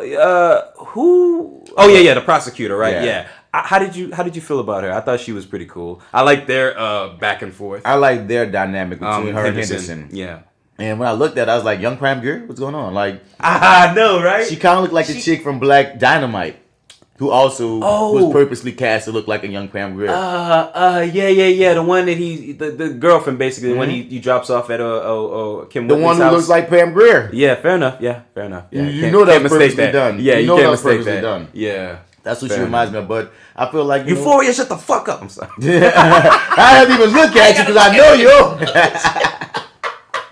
Yeah, I'm sorry. Love that part. So, but one thing that we really do find out is the lawyer is on the right side of the law. She just wants the law to be together before she goes in. Yeah, she wants to have all her ducks in a row. She wants to have something she can actually prosecute, which you can't fault her for that, right? Because technically with these situations, you don't really get two shots at this at the person. So yeah, you got. And many times, you know what I mean. On this show, I'm learning from their strategically placed white people. If they're black and they're in the system, they're probably good. And if they're white, they're probably bad. Right. So when we see this light-skinned pretty black lady, we should probably already be kind of thinking, okay, she's probably on the right side because they have strategically placed white people in this show. Right. The psycho chick working with Lynn, she white. All the crooked officers were white. Yeah. Wow. Yeah. The biggest black guy that's the villain. Guess what? He's albino. You know what I'm saying? Like and he hates black folks. And he hates black people. What that boy said, he asked somebody is how you not age? Well, I got off that fried chicken and watermelon Kool-Aid. Watermelon Kool-Aid died. Yeah. Nigga, who the fuck drink watermelon flavored Kool-Aid? You know what it is? That's how you know you stretching to hate niggas. Like, yeah, you want to fuck, like you making shit up now to fuck with niggas. It's like, nigga, that shit don't even exist. That don't exist. And if it did, it'd be delicious. Bro, no, you know what's funny though? I'm more than sure watermelon Kool-Aid exists, but that's not a thought of black trope. Nobody's going into the store looking for watermelon flavor. They're looking for red. And red could be strawberry, cherry, or fruit punch, tropical, whatever. But preferably not cherry. But when you think red, the red ain't watermelon red. It's not your first mind. When you try, if someone said, describe red Kool-Aid. Yeah. Watermelon. Nah, not really. No. I understand what you were going for with watermelon and chicken and shit, nigga, but trolling motherfuckers. You just hating. You just hate. But I'm glad he also hates white people because later on he give the white nigga some shit. Yeah, he really does. I'm like, I'm like, you know what? This is kind of cool. I'm not used to seeing this side of you direct your anger to white folks like this. This is even better. Oh, shit, I know you had this in you. Can we have 5 more minutes of that? The only time he ever directed it was at Joey Toledo, and then Joey Toledo died. He died, yeah. And then in this episode, he's like, he took everything from me. Joey Toledo. I'm like, really? Joey Toledo? That much? You miss Joey Toledo? Nobody fucking misses Joey Toledo. I understood your sister. Yeah. I'd give you side nod. That motherfucker looked like she was always the fuck around. Yeah, I mean, I'm pretty sure he used to fuck like her. Side nod. Honestly, she just seemed like his pet. Fair enough, maybe. I mean, he might have smashed, but she seemed like. I feel like he smashed. Once again, they never not got anymore. Into Probably why she was made of. Like she wasn't human, and that sort of thing with her skin and everything. Yeah, never got into that. No, they didn't. That's a drop bro. ball, But you're very right. When he said Joey Toledo, I almost laughed. But yeah, I know y'all were butt buddies like that. That's cool. So y'all nigga Gamby and Black Lightning, they have a little back and forth because Gamby finally tells on Anissa. I gotta tell you, Jefferson, she's gone. She's stealing away from big folks. Who are these folks she stole from? Well, they're not your average guys. So basically, but in the previous episode, and Black Lightning, Jefferson be talking so intensely. Yeah. Gamby, who was she stealing from? Why didn't you tell me? Well, I told her that it was good with lose her trust. I don't care about that, Gamby. Well, if I had lost her trust, then I'd never have it again. Hard side crosses arms. Yes, he's like Gamby. I love how Gamby's so transparent about I'm playing both sides of the fence. Because Gamby don't want to lose. It's like the husband that cheated, and now the husband want to be absolutely good. The first season he was keeping secrets. He happened to be back in the good graces. He don't want to cross Jefferson at all. Yeah, he like Jefferson. Listen, I love these side bitches. Listen, I love these side bitches. I can't not have these side bitches. But what I will do is tell you all about them. Come on, son. That's what he did while hiding Vice Principal McDottie. But yeah, that's right. Nobody knew about her, and she's gone. But still, like he told her. He even said to Jefferson, "I told Anissa I would tell you, and I have told you now." When Anissa comes back to come kicking with him, you don't want to tell your parents that you're living here. Is it me or it? Like I still like nigga, you still fucking somebody over here. Like I know you like I'm gonna play both sides of it, but like he's so fucking one of them over, and just because he's being so honest about it, he gets a pass. Like, he gets to sort of stay in the middle and play both sides still. But he's like... That's what Caucasians do, Marty. Oh, fair enough, man. You know, you actually said something I cannot argue with, and yeah, fair enough. So we get into this fight with Jefferson and Anissa, man. Yeah, which I completely understand where he's coming from. I feel where she's coming from. I hear exactly. Yeah, I understand where she's coming from, too. And at the point... And I think this is something cool because this feels very, very real. Right. And you were kind of talking about something with your mom and your sister, how you had to play like the mediator and stuff. Yeah. And it's just sort of like it basically plays real to me because it's like at a certain point, this is kind of the conclusion you come to. Once you get to a certain stage in life as an adult, you know what I mean? Under their roofs, eventually that may come up. And the decision you have to make is whether or not you're going to take that or leave. And she made the decision to leave, which is like, you know, I understood both perspectives. I feel more toward Jefferson's point, not the ultimatum that he gave so much so, but the point that he was saying of like who she's stealing from and how you're making these places. Now you stole it from this money. You're giving it this anonymous donation of the same exact money. It's gonna draw attention here now. But at the end of the day, I felt where she was coming from because Jefferson, we superheroes. We always gonna be making enemies. There's always gonna be this. With like she says, a bigger problem here. This is a big, but she says a bigger problem here than me helping this clinic out because that clinic was a target anyway. And these people are making these big buys behind our back. They're setting up something larger. We should be paying attention to the larger thing that they're setting up. You're missing. Like she was trying to tell Dad, you're missing the point that these niggas are in our neighborhood out the blue, setting some shit up that we don't even know what they're setting up, and you're afraid of what? We're superheroes. We stop them. That's what we do, Pops. Yeah. I felt where she was coming from. We gotta come up with a plan, though. She had a plan with Gamby. He just wasn't in on it. No, that's not a long-term plan. That's a short-term plan, dog. But that's the thing. She's open into a long-term plan. He came at her like, why did you do this? You either do it my way under my roof or that's and she like, my nigga, I'm stealing from bad people, but look what I've stumbled across through my bullshit. And you won't listen to what I'm saying because you're mad because I didn't do it how you do. I didn't check in with daddy. So I'm like, I understood Janissa. I understood Nissa. This is like next level shit, though. It's like these guys aren't going to just let you steal their money and walk away. Now, they should be beat down and in jail anyway, though. They do. They're bad guys. None of them went to jail, though. They're all plotting to get them now. Yeah, fine, but we should be plotting to get them first. That's what I'm saying. We're superheroes. It's what we do. I'm helping my people. Jefferson, but they're not your people. Aren't they? Okay, yeah. See, now that's okay. Yeah, he did Aren't kind of they? I'm like, wait, are they not? Well, then, who are they? No, what are we doing this for? No, but he was like on level. We're family, and I'm protecting you as my daughter. She's like, I'm a superhero. Yeah, but I am Thunder. Excuse me, I'm Thunder, and we should be cracking down on these ponytail wielding motherfuckers.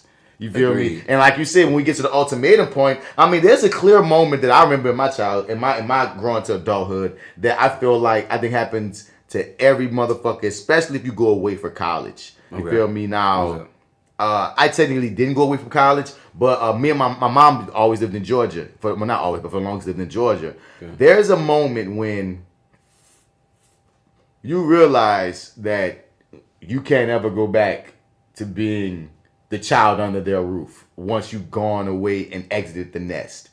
Like, I feel once you've moved out of your parents' house, it's hard, if not impossible. Unring that bell, yeah. You know, you can't go back into the child mode. There's just not once you've had a taste of adult. You are an adult now. There's no going back to not being an adult. It's over. Like it's all not that, in your body anymore. All that these are my rule shit is not working no more. I'm an adult. It's either I'm gonna have my own space. It's like our relationship changes now. Yeah. Because there's always that point in life where you become like more friends with your parents because now you're an independent person on your own. Right. So like they don't dictate you. Now y'all have the fun conversations. Yeah. Y'all on a level. Yeah. Y'all on a different level with each other. Right. And that's when that happens. It's when we can't live together anymore. And that's what just happened. And not to knock against the folks where that scenario never comes up, but it does come up a lot more than it doesn't. Yeah, no. Of course, there's always going to be someone on the other side, but your percentage ain't the majority, my friend. Right, yeah, that's the thing. Yeah, that's all I'm saying. And you know what I mean? Some people can live with their parents well into adulthood and not have a problem. And some but your average situation, and even those those situations, I question, y'all got to be having fights. Yeah. And someone and your parents had to compromise. If it takes, the parents got to change their mind out how they look at you. Now, if you living together and if your parents are looking at you as an adult and they're not trying to do what Jefferson pulled, which was under my rules, under my roof, shit, then you could be finer than you. I highly doubt anyone is 21 and putting up with that shit. 25 and putting up with my rules, my bullshit. Even if I got to crash by you, ma. So it's like not living. I'll come and abide by your rules for Thanksgiving. You hear me? I'm coming in town to visit for a week. All right, okay, whatever. I won't smoke in the house. But, you know what I'm saying? Like, right. But, you know, I couldn't be living. Yeah, well, I don't know. I'm in a different place now. But, like, eventually everybody gets there. But, moving into the next scene where Anissa is furiously packing. And, not really. But Jennifer comes in. And crying because she's heard the news. Her sister's about to leave. They have their heart to heart. She lets her know, hey, I'm leaving, but I'm not gone. I'm just not gonna be around. At first, I was wondering why she crying until I remembered, like we said, she gets no light. Yeah. She doesn't go outside. She doesn't see her friends. Her only confidant is her sister. Now her sister's leaving. She's a prisoner in her own house. In many degrees, so I felt where she's coming from. One thing that stood out about this moment, once again, this is when I started noticing, wait, am I watching a superhero show or a black family drama? Because with these two, their chemistry is always amazing in every fucking scene. They really feel like sisters. And I was just looking at it as like, wow, they're having these extreme moments of black femininity expressed and shown in its rawest form on camera. Mm-hmm. And at a point, I have to remind myself, wait, these are two superheroes. It dawns on you after a sec. Like, that's thunder and lightning, but this is really costumes. Where's my super suit? Yeah. So it's like, it's really interesting how all of this is written and presented to make you feel like these real people are also vigilantes or will be. That we're in a fantastical world, but they know when and how to ground it. Right.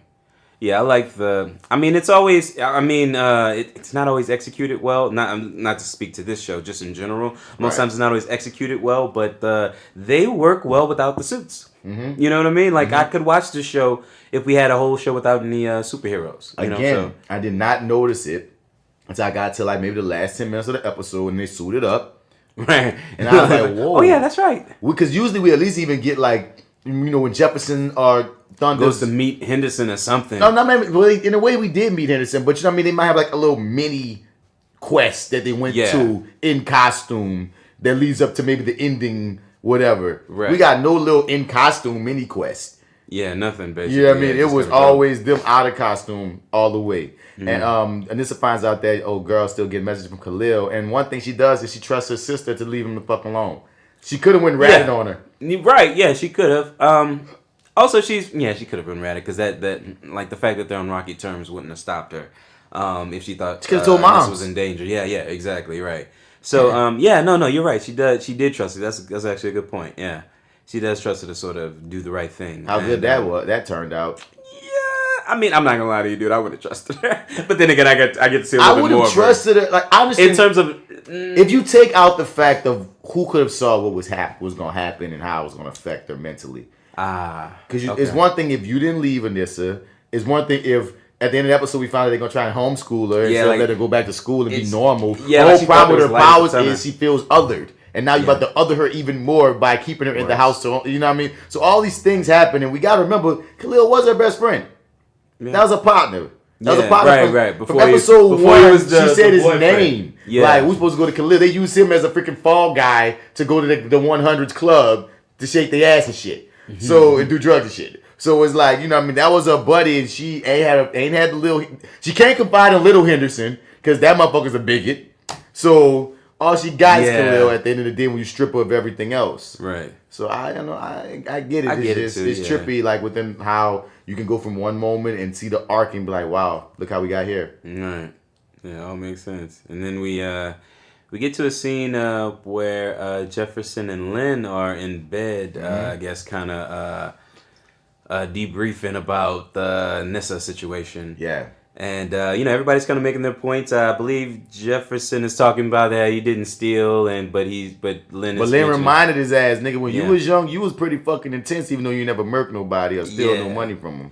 And then we had that scene, too. We didn't hear it, but there's a moment where he gets up from bed, and we just sort of see all the scars and stuff on his back, and it's like, you kind of throwing yourself out there in the same way to a certain extent. Yeah, I mean, it's different. It is different, but... very similar. I mean, her point was, nigga, like she said, you may not have killed, but you went to the edge. Yeah. Meaning you was robbing up Titans, beating the shit out these niggas, probably to the point of death to prove your point. Right. So maybe you can't judge your daughter, who is new to this superheroing shit, as harshly as you would a vet. Right. And also, you might not be entirely right, as Jennifer the Slicks I pointed out to him. About a whole nother topic, but it's still not an attack, but a depth into his character. Like maybe he doesn't see his own flaws at times.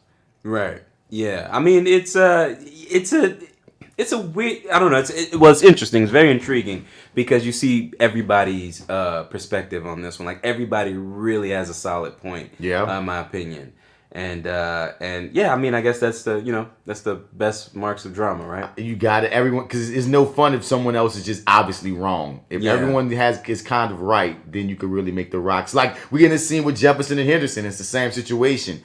You understand why Jefferson didn't tell Henderson, but you understand why Henderson is pissed. You fully get it. That man hurt. Yeah, and it's like now that you've given them this one truth, now it sort of opens up the door for you to share more, and it's just like the more truth you share to him, the more pissed he is because you've been lying. Is different. Yeah, all this shit is new shit from what you've been saying up until this point. So yeah, it's Yeah, Henderson trying to break some that they got to let Tobias go because they ain't got no hard evidence. Right. And Jefferson like, well, put me on the stand because nobody ever knew that he was there to see his father die in front of him. And Gamby was the one to basically tell him, don't say shit. Was this the point that you wanted to bring up about what the intriguing revelation, or we didn't get there yet? The thing that this is the intriguing revelation.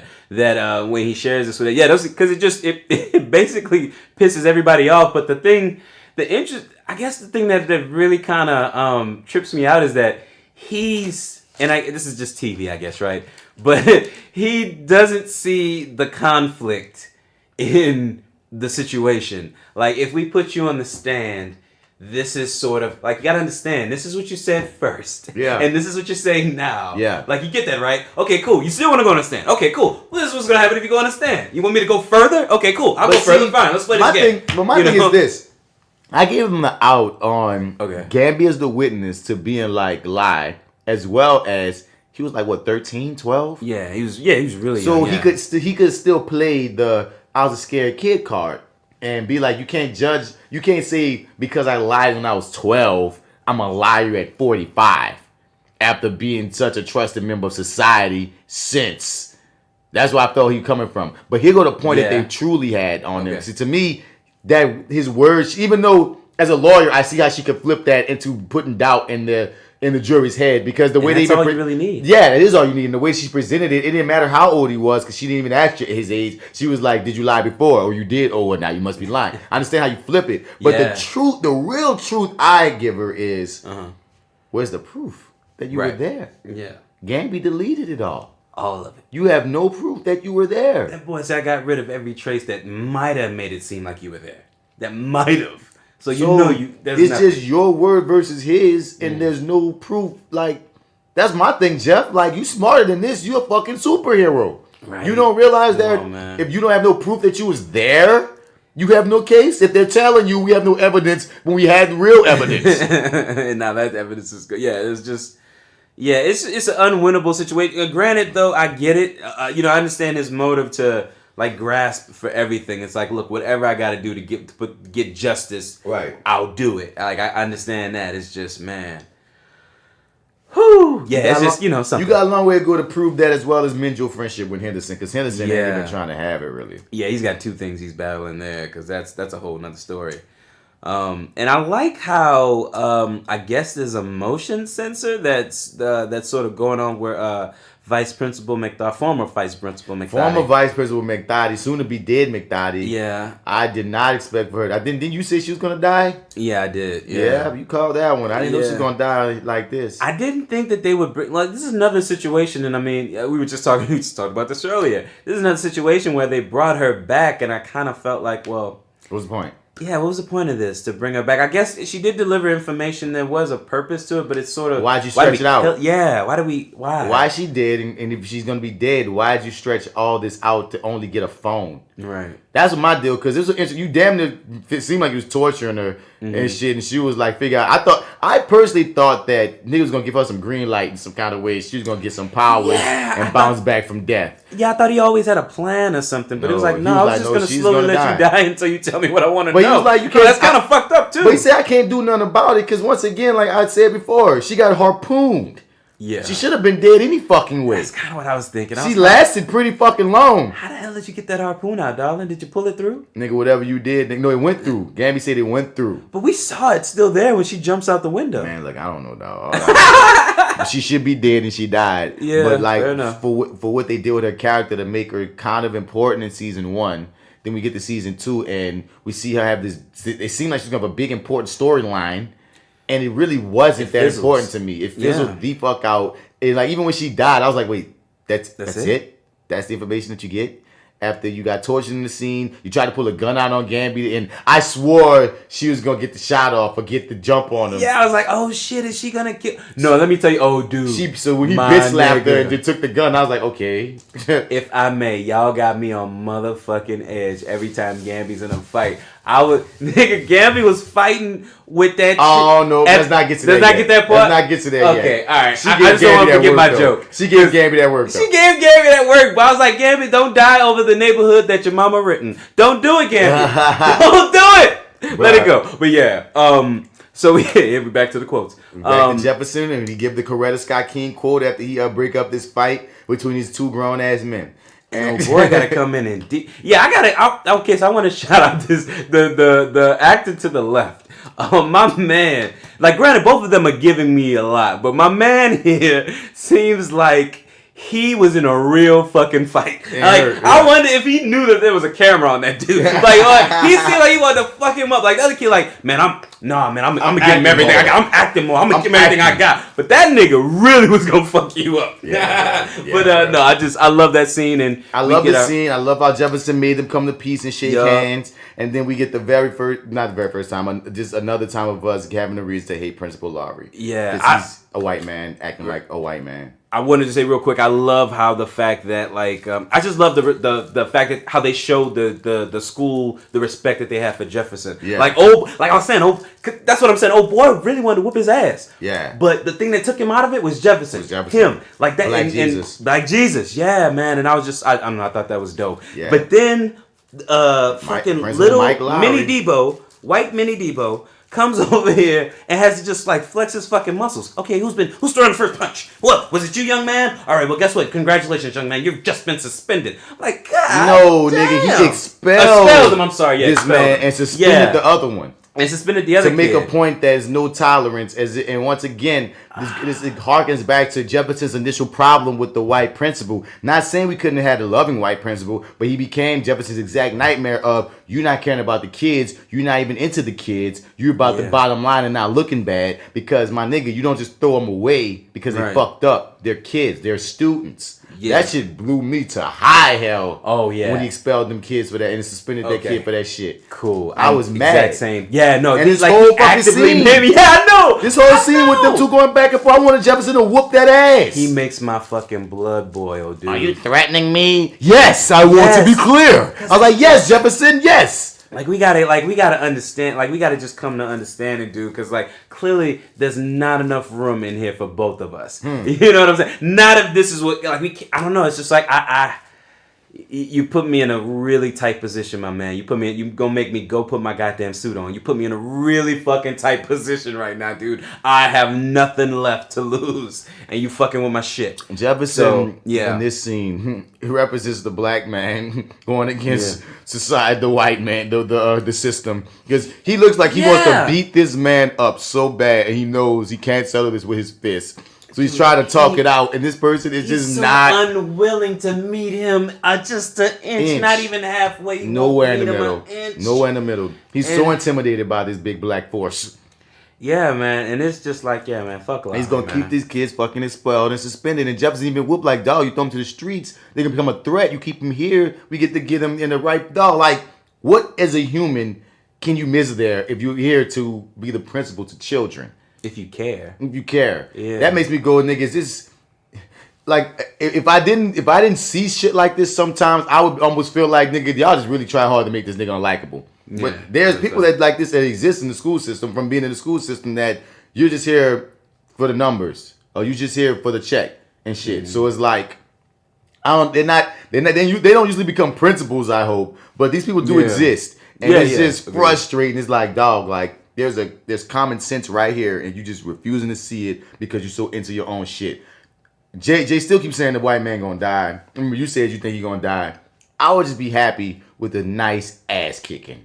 If somebody just beats his ass, I'd be happy. I don't see it happening, but it'd be nice if one of the villains come through and just throw him through a glass panel. I know you say you know a little bit about sports when y'all talk sports, but my man is the Brett Favre of fucking, like, we're gonna have to carry that motherfucker out on a stretcher. You know what I'm saying? Like, he won't go down. Like, yeah, maybe we could kick his ass, but that motherfucker will show up with crutches the next day. You know what I'm saying? Like, we gotta put this dude in the ground. We gotta lay him out. I just would enjoy the scene of him getting beat up.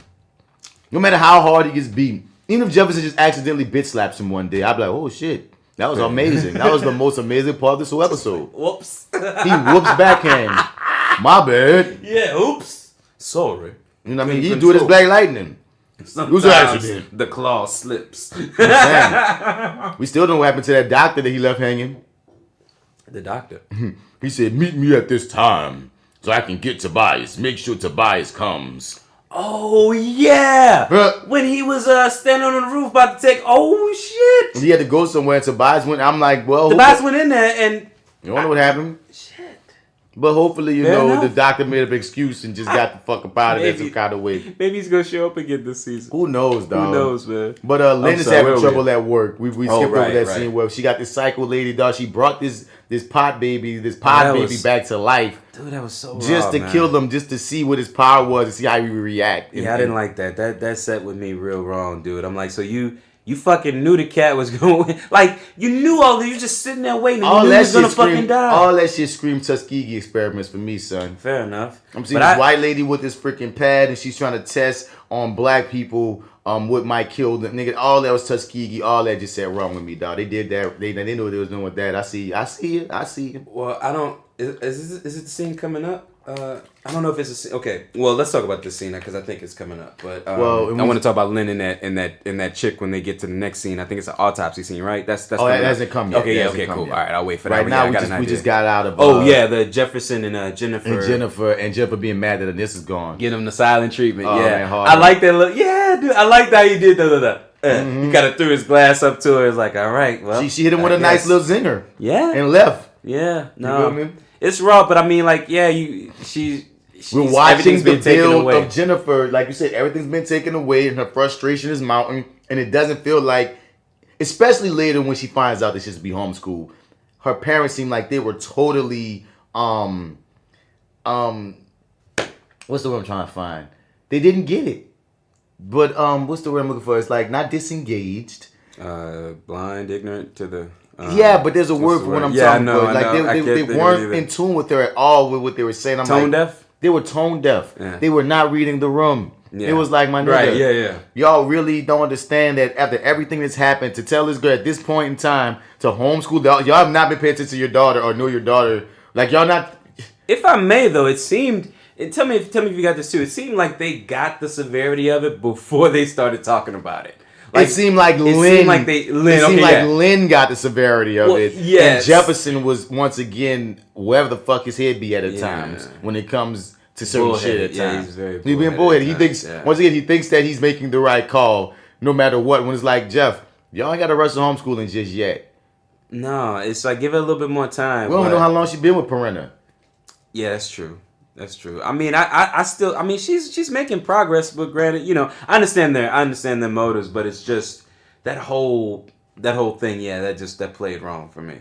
But so anyway, she leaves him with the silent treatment. Then we get this scene where I have a new appreciation for Tobias's hate for race. For everyone. For everyone, for human beings. Yeah, for human beings in general, because he I don't know, man, he's like the roast master, if you will, of just like sort of tearing you down with words. Went to the scene where the cops say he come to see his lawyer. We see this long-haired, used to be in a ponytail white man that obviously is one of the type of people that Anissa had robbed, trying to holler at Tobias. He's actually an actor from Walking Dead too. For those who watch that show as well. I don't know this motherfucker. Yeah, he's just as despicable there as he is here. He just has more responsibility. It looks like here. Well, man, some people just have that look. Yeah, he do, man. He's good though. He's very good. Because it makes me laugh that you bring this up. Because when at the end of the episode where Tobias walks free, spoiler whatever. Mm-hmm. I'm like, why do people have ever trusted you? Even before, when the way you talk and your whole demeanor does not inspire love or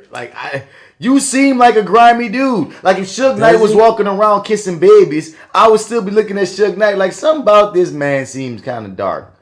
Oh, I feel like Suge Knight did walk around and kiss babies. and people felt that way still. Yeah, no. There's always a certain ominousness about him. If I may, if we're talking about it, dude, my man put on a new suit of charm when he got in front of those cameras, in my personal opinion. Who? Oh, Tobias. He did, but I still I see that's if that's all you got of him versus what we've seen of him, I could see how you can maybe be fooled. I mean, look at our president, dude. Maybe, dog. Only when you bring up the president, I can see you, dog. It's just something about him, dog. Something about him still. Like, no matter what he did, no matter what suit of charm he put on, he ain't fooling you. I know, I get it. Something about him, dog. Like, once again, it goes into like when you talk about casting, about like how certain times they'll just judge you off of how they see your headshot, how they see they look, and like once again, and you wind up getting typecast when you first starting out for a good while because just how your natural presence plays. Right. Looking at both of these characters with the white dude you see from Walking Dead and Crondon, I'm looking at both of them like, yeah, y'all look like some niggas that I wouldn't be trusting too much. So even when he's charming, I'm like, yeah, Tobias, but something about you, some kind of feel off. Right. But white boy come in and ask Tobias' permission to murk the vigilante that's been jacking him, which we know to be Anissa. And Tobias like, yeah, go kill her, whatever. Just leave Black Lightning for me because he said something very particular. Yeah, go do whatever you got to do. They bring up the clinic again because that's what they're going to attack because they know that their money went to the clinic. Jefferson was right that you made them a target. Yeah. And Tobias said something about facial recognition to try to find out set up cameras at who Black Lightning is. Yeah, since you guys are going to attack the place, set up cameras there because Black Lightning is going to show up to try to, save him or whatever. But the thing that I took away from that, he was asking permission to kill innocents. Yeah. You know what I mean? Like, we going to have to murk some folks. Freeland is your place, so anything we want to do. We just want to make sure, we get the green light from you. And it's like, green light. Yeah, we want to get that green light from you just to make sure it's all good. And that was scary. That was scary to me. And I was actually the shit that he gave, so much shit that he gave him prior to him asking. That nigga I was surprised he said it. Yes, you white folk always want to be a savior. When he said I got a few calls to get you out, I was like, what's with you white people with the precipitation always want to be saviors? Some shit. He said like, pisses me off. Yeah. He's like, you better tell me something good before you ruin my smile or before my smile goes away or some shit like that. And I was like, because it's so hilarious to watch him in these chains, knowing if he wants to, he can just break that shit. Yeah. They snap everybody's neck. And everyone in here, but he's really got this whole kingpin setup of no, I'm going to exonerate myself so that I can be freely at the Club 100, walking these streets. You know what I mean? Go for Tobias, dog. It's about to be some shit with this man, dog. I also like how they disguise this whole meeting as a meeting with his lawyer, but the lawyer, the minute he starts talking to a boy, puts on his headphones and just faces the wall. Doesn't bring a chair, doesn't sit down, just stands up, turns around and faces the wall. He goes in timeout. Another strategically placed white person in this show. I'm trying to tell you, they strategically cast the white people, dog. I find that hilarious, and that's another one of those moments. Yeah, he told old boy, go sit at the kitty table. Boy, go face the wall. Go face the wall.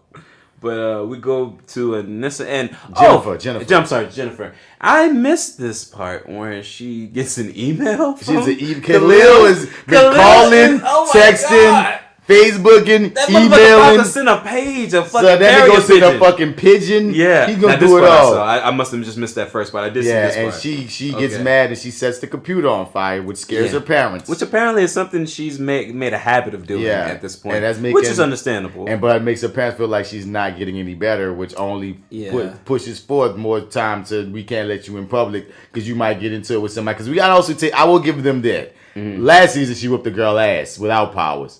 So if you take it that they know that their daughter has a freaking temper, and when she flares up that temper, now she can fucking burn you or set you like electrocute you because she accidentally did to her mother of all people. Yeah, I can see the fear. I see it. Yeah, you know when you put it like that, it's more. It's not even a pretend. We're not even really worried about you and your safety. We're worried about everybody else around. Like you could really fuck some shit up. Well, both because it's also you could fuck some shit up, and once you do that, you're on the radar. Oh, fair enough. To be kidnapped by the government, so we still do care about your well-being in this. Actually, you know what? No matter what, if anybody in that family gets caught, it all just that's gonna bring everybody Which that scene down. I don't know if we got to it yet, if we skipped over the scene where the little crazy little white doctor with Lynn, that's what I wanted to talk about, finds that DNA of Jefferson, Jennifer and Anissa. Like, can you imagine a whole family? The Incredibles. Oh man, nigga, I was like, okay, bitch, you got to die. All right, now listen, Lynn, I'm not telling you got to stab the bitch, but I'm saying bitch need to fall. She need to fall down some stairs. She need to crack her neck. She too close. I don't know. She too close. I don't know why you got that still in the computer, knowing the psycho lady's about to be working with you. Yeah, like you got to kill her now. No, there's no going back. You can't unring that bell. You can't close Pandora's box. Nah, that bitch, she got to go.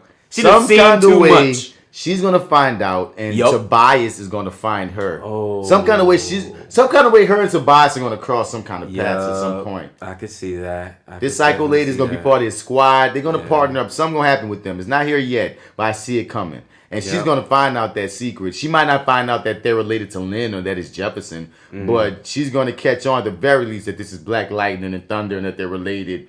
And wherever that goes, way, because once again, it doesn't play back into the episode the facial recognition shit. We see I thought we was gonna see Black Lightning go into the hospital later, go past some shit, and then we was gonna get some little scene of gotcha or whatever. They left that in the wind for the future of, we'll pull that up later. It will be pulled up later. Yeah. So we get this reconciliation with Anissa and Jefferson, which I really enjoyed. Yeah. You know what I mean? Anissa basically said, "You were right. They talking in the clinic. We need to come together. Fuck the bullshit." And Jefferson, like, it was just a nice. I accept your apologies. He's like, I ain't apologize, nigga, but I'll accept your apology. Yeah. So I really enjoyed once again. Every member of this family, of this cast so far, has chemistry with each other, and it just always works.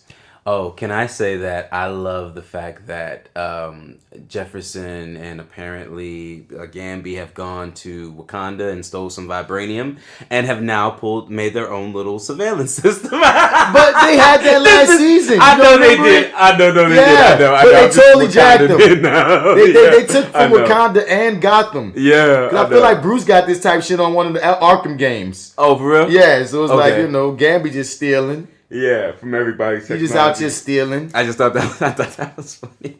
But I'm like, I know it's for the first season. But yeah. So they kind of, I guess they come up with their plan to sort of... they got to stake the place out because, they heard there's going to be an attack there. There's going to be an attack. Right. And here go the other scene. Oh, yeah, when she's doing the autopsy. Yeah, and it's like, oh, yeah, we got to kill this chick. We got to kill her, man. And it's just, I guess this is all the reason why all of this just sort of stuck with me in a bad way.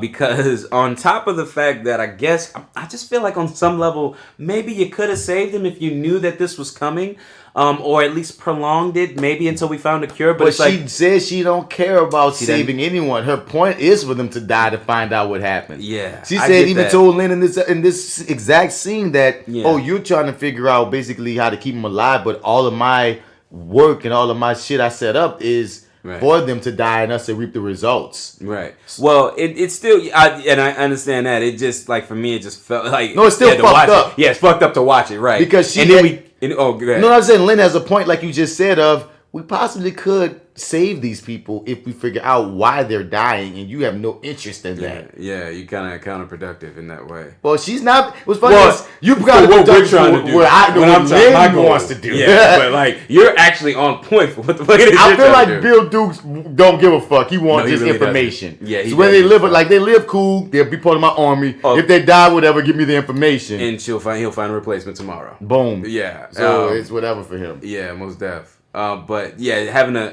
watching her cut the body open and stuff, man, These are raw. not people. It was raw, yeah. These are not people. Right. And once again, what's this? And I'm exactly right. At 10 minutes left in the episode, we get Black Lightning and Thunder. Yeah, the suit up. Right. Nigga, 10 minutes left in the episode, dog. They really did that. And as they stake out, they still having family moments because Jefferson, like, you can stay at my dad's house, man. I ain't gonna play you. We was thinking about it. Me and Lynn was talking about it. We're talking. I don't even understand why I'm using this fake voice. You know who the hell I am. You know who I am, but whatever. Anyway, you can stay at my dad's house. Yeah, it's good. Yeah. And I like how in that previous scene, too, we skipped over this moment of, like, when Anissa walked in after their big fight and Lynn walked out to let them have their moment. Yeah. Lynn whispered in his ear, remember how sad you were when she left. Yeah. Still your daughter. Right. Nice little tender little tidbit. Yeah. I mean, like you said, man, the family drama without the suits or minus the superhero stuff still works.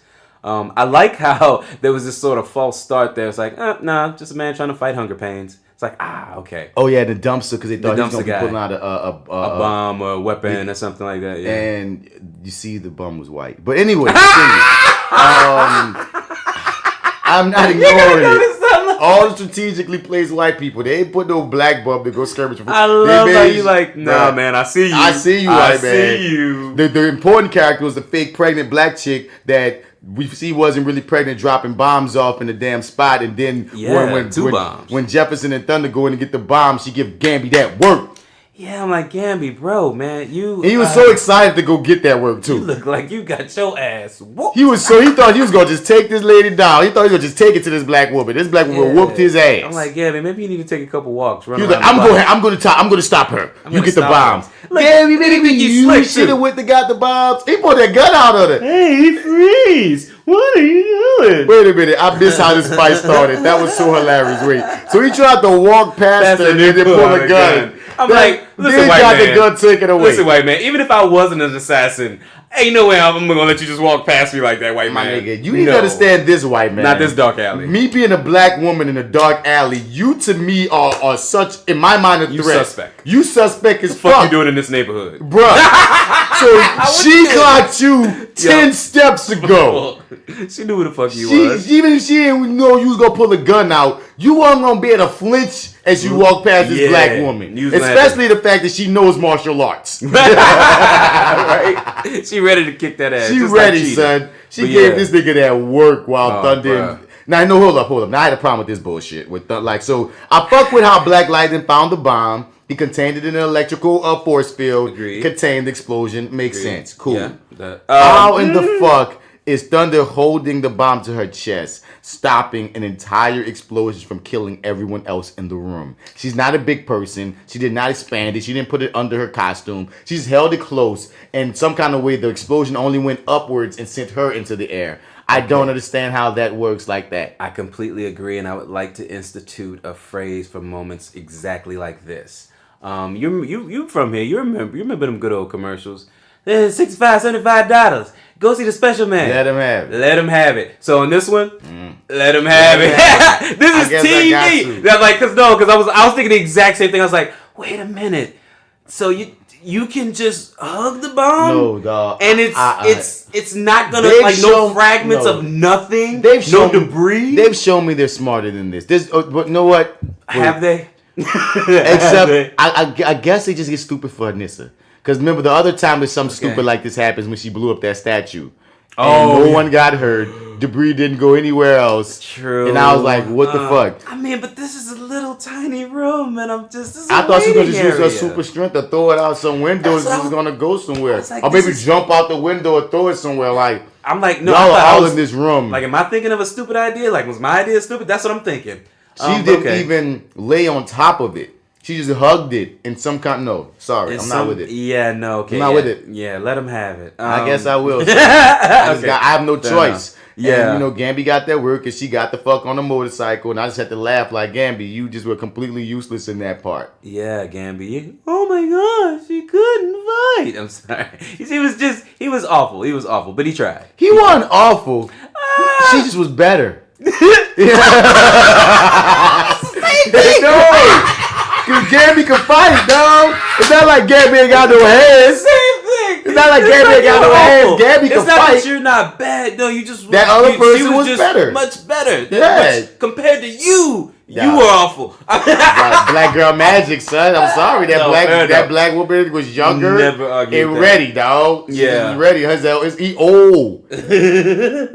He old. This old man trying to rub on this young black chick who was ready for his ass. It's like they teaching them new tricks at the academy. Mm-hmm. But yeah. So then we finally we get to that scene. We already spoke about how Jefferson got his ass handed to him by the lawyer, and in that scene is when he's finally realizing, oh yeah, you can't do shit. Tobias gonna walk. Yeah, you in a corner, and he goes to Gamby. He's like, same Gamby, shit. Did you listen, brother? It would be so cool if you had a hair fiber. Yeah, just something, anything, man. Just some saliva, anything. I could just nothing.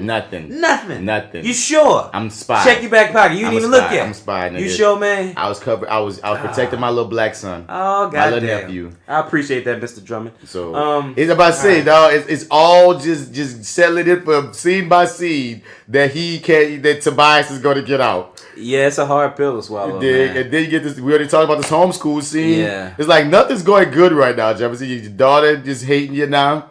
Yeah, that didn't work out. Yeah, it sucked. It sucked.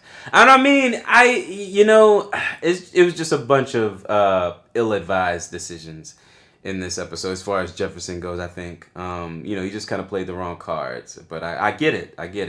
And then we get to Tobias actually getting out and I just kind of thought that there would be a bigger deal about Hey, nigga. Why you look so young? Yeah. I thought that. Don't you look exactly the fucking same? Son, not one. You guys suck at reporters. Kind of. Like, nobody asked them shit about it. No one, like, I was like, y'all know okay. who y'all talking to, right? They were coy, because I'm glad Henderson brought it up. And he allowed. But once again, no. The way they. Just so he could say some shit. But still, the way that they let that play out, okay, I accepted that. You know what I'm saying? Henderson brought it up. He said some slick shit. Henderson is so mad about all these other things. He don't even give a fuck. Yeah, there's so many things to be mad. He's picking his battles. I get that. Right. I get but that. in this scene, it don't even make sense why a reporter wouldn't ask this question. It doesn't make like any sense. Fucking question. And that's just like with the bomb thing. I'm like, guys, you're writers. I've seen you write well. I've seen you write bad. But I've seen you write well more than bad to me. You feel me? Agreed. I'm more than sure you guys had better ideas than her hugging a bomb. Same situation here. You wasn't even gonna have a reporter ask this, and he could give her a little slick line. I ain't saying he gotta tell these motherfuckers I got this potion that keeps me young, but he could have once again been like, black don't crack. Next question. I would at least been like, all right, well, no wine. I don't know. Come on. Yeah, anything. I would have felt like, well, at least a professional reporter asked the question because it's too obvious. Because the nigga said Jefferson said this man been invading for 30 years.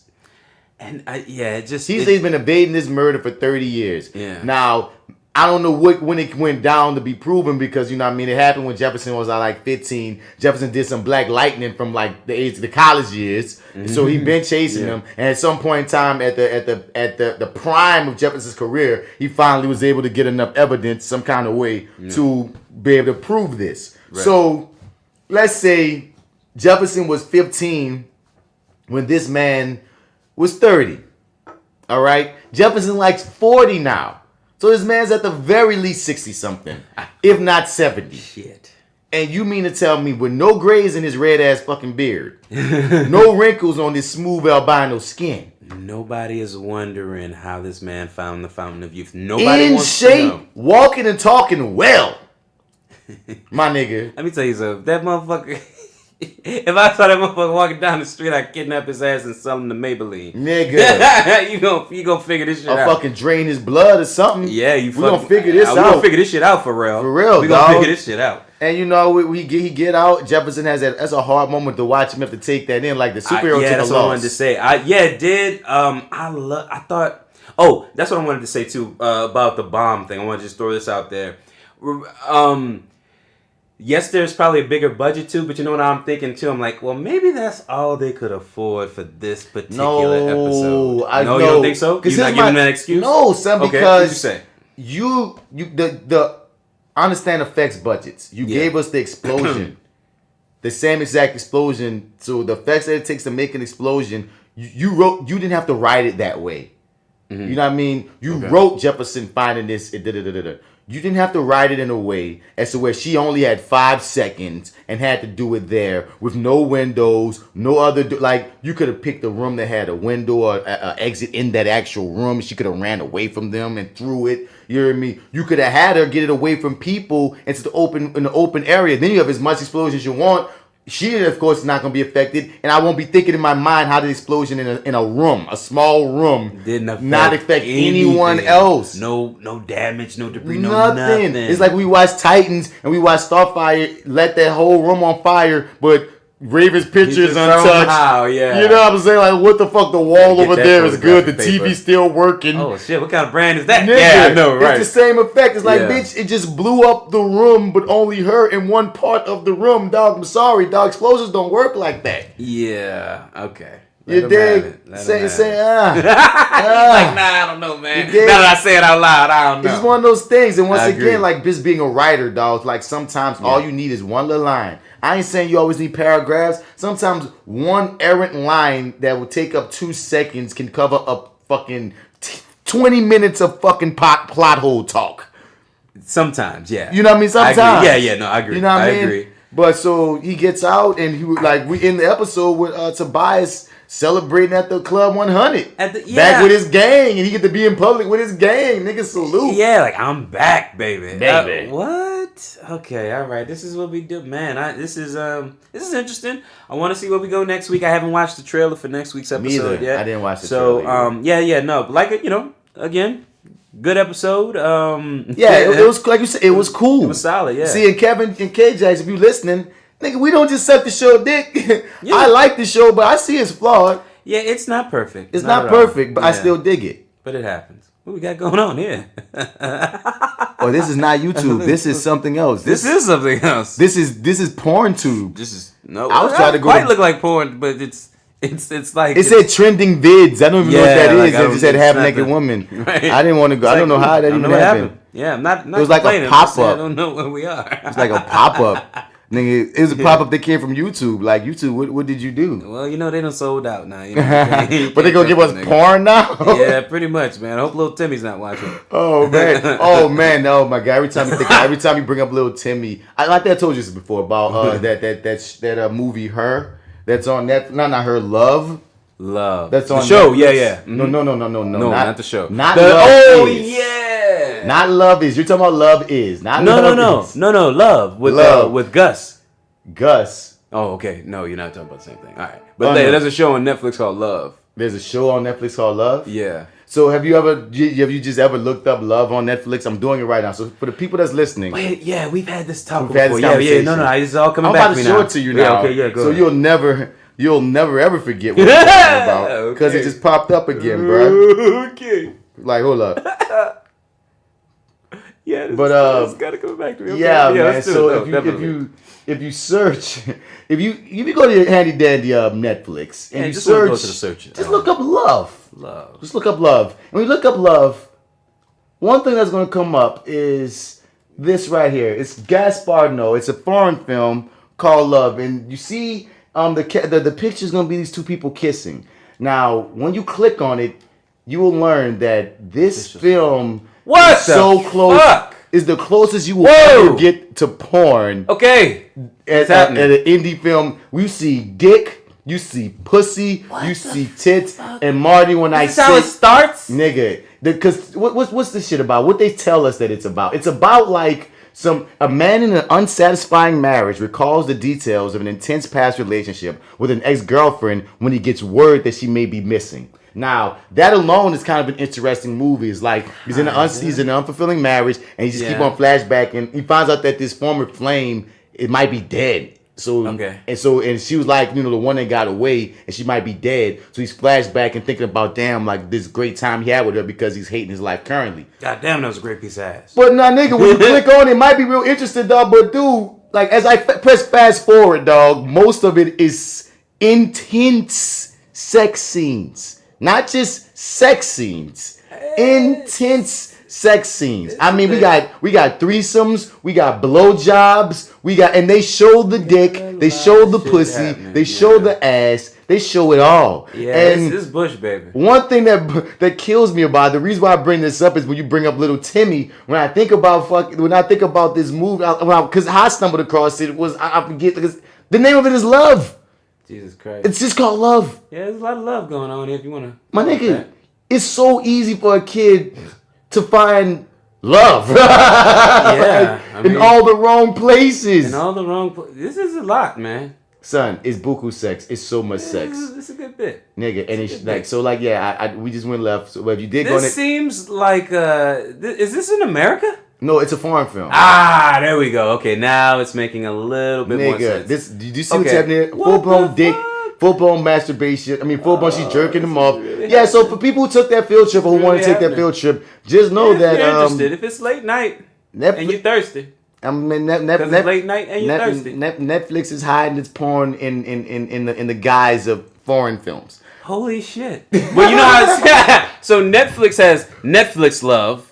Next to it there. That's the one you were talking about. That's the one I was talking about. Yeah. And then this one has Gaspar Noé Love. And next to them is The Lovely Bones. And we just saw someone get lovely boned. But yeah, lots of it. Back to Black Lightning. That was an extreme segue. If we can even go back. Yeah, man. But that was the episode basically, man. That was a basic rundown episode. Once again, it was a cool episode. Like you said, like I feel the same way from even rewatching it. It wasn't can't miss. Well, technically, any episode you can kind of call can't miss because they're always stacking towards their story. Like, I wouldn't want to watch. I wouldn't want to watch the next episode not knowing what happened previously because they have their little story that they setting up. But once again, I wasn't wild. It just was, it was cool to watch. I enjoyed it. I enjoyed certain moments. Like I said, they're revving up the Principal Lowry shit. They're revving up Tobias's storyline. Everybody's storyline.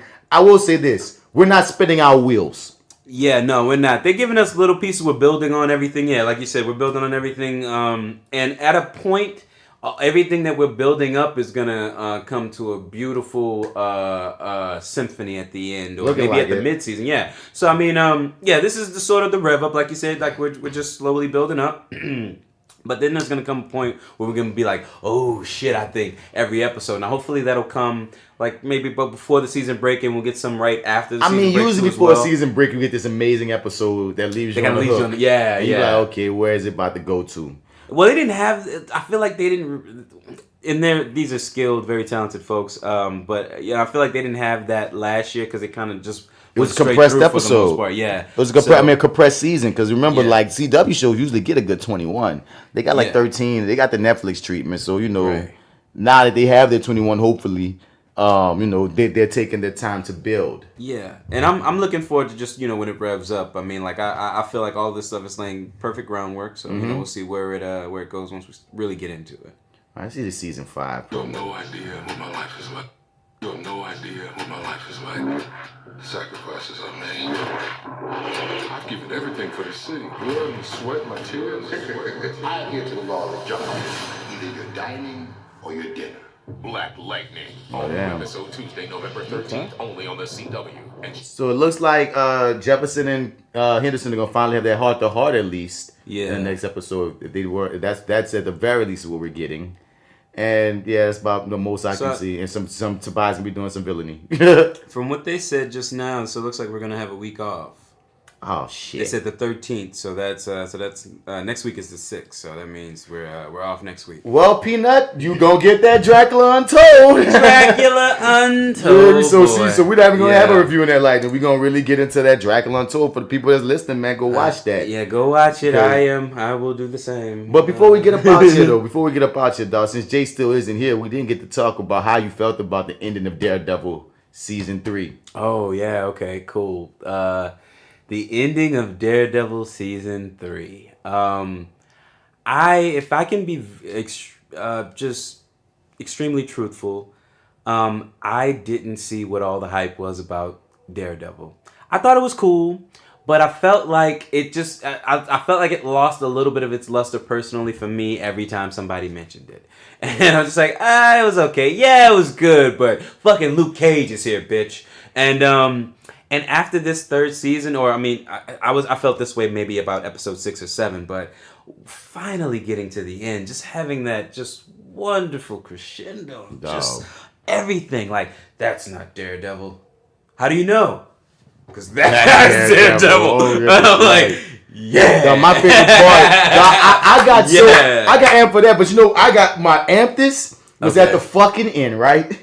The Kingpin's on his knees and he making these threats. And Matt like, I beat you! And you know what? Takes off his mask with his blind ass. Get his face. You ain't gonna do shit. Yeah. It was like, yeah, Matt Murdock, bitch. You look, I can't see you, bitch. Nigga, I can't see. If I can look your bitch ass in there, bitch. No, once again, Charlie Cox playing the blind man amazingly well. But it just was such a G moment where it's like, you know what I mean? You tried to hold over my head. You're gonna come in my friends that you might know my I don't give a fuck about none of that shit. I take off my mask in front of you, bitch. You ain't gonna do me nothing. You ain't gonna do me nothing. I'm gonna get your bitch. You ain't gonna do my friends nothing. You ain't gonna do us nothing. You ain't gonna do nobody nothing, matter of fact. He got in this nigga face hard up with the mask off and said, I beat you. And I was like, Matt, talk your shit. Talk your shit, Matt. It was so lovable that it made me not want to love it in fear that it might get canceled. So. I was just kind of like, there's... That 3-way fight was even amazing. Bullseye showing up with the corpse. Bullseye showing up with the corpse in the car. He, like, so much, like, dog, Vanessa being just as bad as fucking Kingpin. I love her turning up shit. Kill him. Nigga, he's either gonna let me in... Is he a threat? Kill him. And that was the downfall. Killing him. The one decision you let Vanessa make is the got one you that got. fucked everything up. Yeah, she was completely your Achilles heel. Your love for her made you weaker, and even though she's a great asset, her one decision spiraled it all off. Yeah. Who would have thought that your boy Najee Nadeem would be like? Because when they the way when you see how his arc goes, it's like, wow, you really came in to be the martyr. Like your importance is because you have to go through this to die, so we can really put him behind bars. And they brought him in for us to get close enough to care.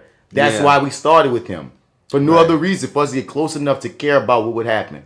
Yeah. Great season. All around the board, dog. Amazing season. Kingpin, like, just, I don't know. I can't really speak enough about, like, everybody deserves equal praise. Like, this is an ensemble piece, and everybody came into work. Yes. Everybody fucking went at this shit like it was their last fucking job. Like, their next breath depended on it. It's like I felt everything from the father who sort of like Matt's, I guess. I guess he's not. I guess Sticks was more Matt's surrogate father. Both of them. Okay, so you could call. Okay, fair. You gotta think about it. If he was raised by 3 dads. His dad, the father, and Sticks. Yeah. Okay. Fair enough. My 3 dads. Yeah, my 3 dads. Yeah, fair enough. Yeah. Okay, so we're on the same page there. I definitely agree there. It's like from him down to his mom who sort of comes in like a motherfucking tornado and damn near steals the goddamn show. It's sort of like I didn't know really what to expect from her, but I was just kind of I wasn't expecting what I got, and I loved every bit of it. And Karen was dope. Foggy, of course. Foggy is always the fucking ride or die. You gotta love that motherfucker. And the way that they intersected, even Foggy getting affected by Kingpin, because Kingpin came for his family. Yeah, like getting more into Foggy and his whole sort of tribe all and of them. shit. Like Karen being still affected by the trauma. She killed his best friend. Everything that happened with her, and like how she got on the run. Like everybody made sense. And I like how they flipped. Karen did kind of give Matt's identity up. Away, yeah. In a way. They still kept that in there, but it's like it wasn't as detrimental. It wasn't like the bitch got hooked on heroin and upped it up for her next fix. That's what happened in the comics, dog. Yeah. She got strung out on heroin and upped it. Come on. I love the way that they lightly presented it, because really Kingpin already knew who to a great degree. Right. So just, and then there's just not really that, just put the dot on the I. He knew since episode. He knew for a minute, really. It was more like a wink for the comic book folks, I think, too. But that moment still worked so well. It's still like Kingpin Showdown was a great scene. Yeah, hell yeah, it was. It was great. Like as I keep saying, it was just an amazing season. If I may, man, the best fight sequence, dude, was that one where that motherfucker... The new hallway? That new hallway scene, dude. I mean, yeah. I thought one of the best fight sequences in any superhero film. It is property. Excellent. It is fucking fantastic. For a wonder at that. Dude, yeah, it's awesome. I can't say enough great things about it. I hope that we haven't seen the last of Daredevil. I don't know what the plan is moving forward, because it sort of seems impossible, dog. It's too popular. Yeah, I just the thing is I don't feel like there's a set plan for how to move forward with everybody sort of running the Netflix. You mean the Netflix? The Netflix. But yeah, I don't feel like they have they don't feel like they know exactly what they're gonna do next. So it's like, with that being said, it feels like most of this is kind of still, for the most part, maybe not for the most part, up in the air. It feels I feel like Daredevil's the only one that's not up in the air. I feel like everyone else is. Yeah, okay. Because they seem like that's their bread and butter play. They even seem like they put more money in everything regarding Daredevil. Production, fight scenes. It seems like they let that team do whatever the fuck they want in their own corner. We didn't even get Turk. We didn't even get Turk this time. They did very little crossover. Oh shit, we didn't get Turk at all, right? Man. I did think Turk was going to show up at some point. I can't remember when. But there was a moment where they're like, I got a guy. And I was like, oh, okay, this must be Turk. Nope, not Turk. Damn, I can't remember what it was. But yeah, I thought so. I thought at one point he would show up, and he never did. You're right now. But yeah, no, it is concise superhero television at its best. Yep. I thought Punisher was really my favorite season just to watch, because Punisher was it was so bingeable in my opinion. Yeah. And while everybody loves Daredevil, I feel like Punisher, while people love it, they didn't love it as much as I did. I really felt like it was underrated to a certain extent, but this makes me respect Daredevil, like bow down, respect Daredevil, just like it's dope. I hope to see more, man. It's perfection. Especially where we could go with Bullseye. Like Bullseye is really his Joker, and now he's the complete transformation. Now he got the metal skeleton too, because that's in the comics, but it's adamantium in the comics. But they don't got adamantium in this world yet, so they just made it, super metal or whatever. But like seeing him, he's gonna be completely unhinged. Because once again, he was like still kind of controlled by Kingpin until the very end. Now he's going to be his own villain character, most likely where we're going with him. As well as, they love their double villain situation, whatever else they might introduce. So I'm just very excited about the future of Daredevil, if nothing else. I don't know where Jessica Jones is going. We don't know if we're going to get the Heroes for Hire. We know Punisher's shooting the second season. That's that's the only thing. I have to remember that. When you were saying Netflix don't know where it's going, I have to remember, no, they're currently shooting Punisher's second season. Mm-hmm. So once again, if that does well, they're going to keep them niggas together. And hopefully, yeah. Like, I was going to say they're going to keep Jessica Jones. I think they're going to keep Jessica Jones, dog. I think it'd be it's a bad look if they got rid of Jessica Jones. Even though she's loved. It was a bad look to get rid of Luke Cage, too, though. He was expendable, though. Man, Luke Cage was not. Unfortunately, no. I don't feel like he was expendable, but looking at it from their eyes, I feel like, in terms of probably what they're hopefully, if the plan is Heroes for Hire, I do feel like this show is expendable. Only if the plan is Heroes for Hire. Only. If it's not, otherwise, there was no reason to take him out. Yeah. Because once again, all three of those shows were successful before Iron Fist even hit. True. Luke Cage broke the Netflix. Season 1 broke the Netflix, and season 2 is critically better. Yeah. So it's like y'all really took it out at a point of height. It was only potentially was only going to get better. Really, I mean, like you set it up to have an amazing third comeback, a third season. Now apparently, like behind the scenes shit, fucked it up. But we shall see, dog. We shall see. That's all I can say. You think it's behind the scenes stuff, man? Who knows, man? Yeah, I know. Because to me, there's always a bunch of stories that come out, and the truth is in some kind of amalgamation that we won't find out for years. Right. You dig? Yeah, but I hope we haven't lost Luke Cage for good. Hope we see him again in some form. And not else, I'm looking forward to Daredevil season 4. Whatever you guys do, take my money, take my Netflix subscription, take it all. I'm here with you. I'm riding. Yeah, like Daredevil was good enough to be like, you know what? I'll just stay on until the season next season comes on. You know what? I'll just keep paying you guys month to month because that was worth that was worth the year. That was worth the year. Yep. Good for you. So we gonna get out this motherfucker, man. We getting up out here. Well, as I always say, hit us up at reviewingdat@gmail.com. That's dat with a D. That's why I hit that D so hard. Yeah, anything that you want to comment, anything that you want to review, anything that you want us to review, send it our way. We'll check it out. We'll give it a chance. If it's a TV show, we'll give it a pilot episode or such. If we just need to talk about that shit. If it's a movie, we're definitely gonna watch it. Always looking for stuff. Always looking for something to check out and run it about, man. Yeah. So man, it's that actor guy, Mr. Bats in the building. I'm getting up out the building, man. And for this week, we've been doing a lot of chatting, man. That's about it. Yeah. We'll talk about Empire next time. Yeah, we will. Yeah, when Marty catches up. Fuck Tiana. Marty. Yeah, fuck Tiana. Fuck Tiana. Oh, that's how you feel? That's how you ended it? That's what you walked away with feeling? Yeah, she fine, fuck Tiana. Yeah, she fine. I mean, but she be blowing me everything. She be blowing me as a character. We're gonna get to some Empire talk next week. Okay, fair enough. I will be caught up by then, promise. You can find me, Marty, MartyEdwards 504 on Instagram, Twitter, and Snapchat. Also, go to lowrainpictures.com, click on the Your30 tab. Only ask that you go to lowrainpictures.com so the website can get a couple of hits. But you can also find the podcast Your30 with Marty and the Arrogant Observer on all your podcast listening apps. Check us out there. Check us out on the website. Give us a 5-star review on iTunes and we'll read it on the show. Thanks for listening, guys. Appreciate you so much. Yeah, man. So it's just the Martys this week, man. Oh yeah, big ups once again. Follow J.Steel at @IamJSteel _, as well as at FatGirlNola. Partner in crime. There, she shall be back next week. Right. Talking about that Dracula Untold, as well as anything else that might pop up within a week that we might get to. But yeah. Until then, y'all, we out. We out. Peace.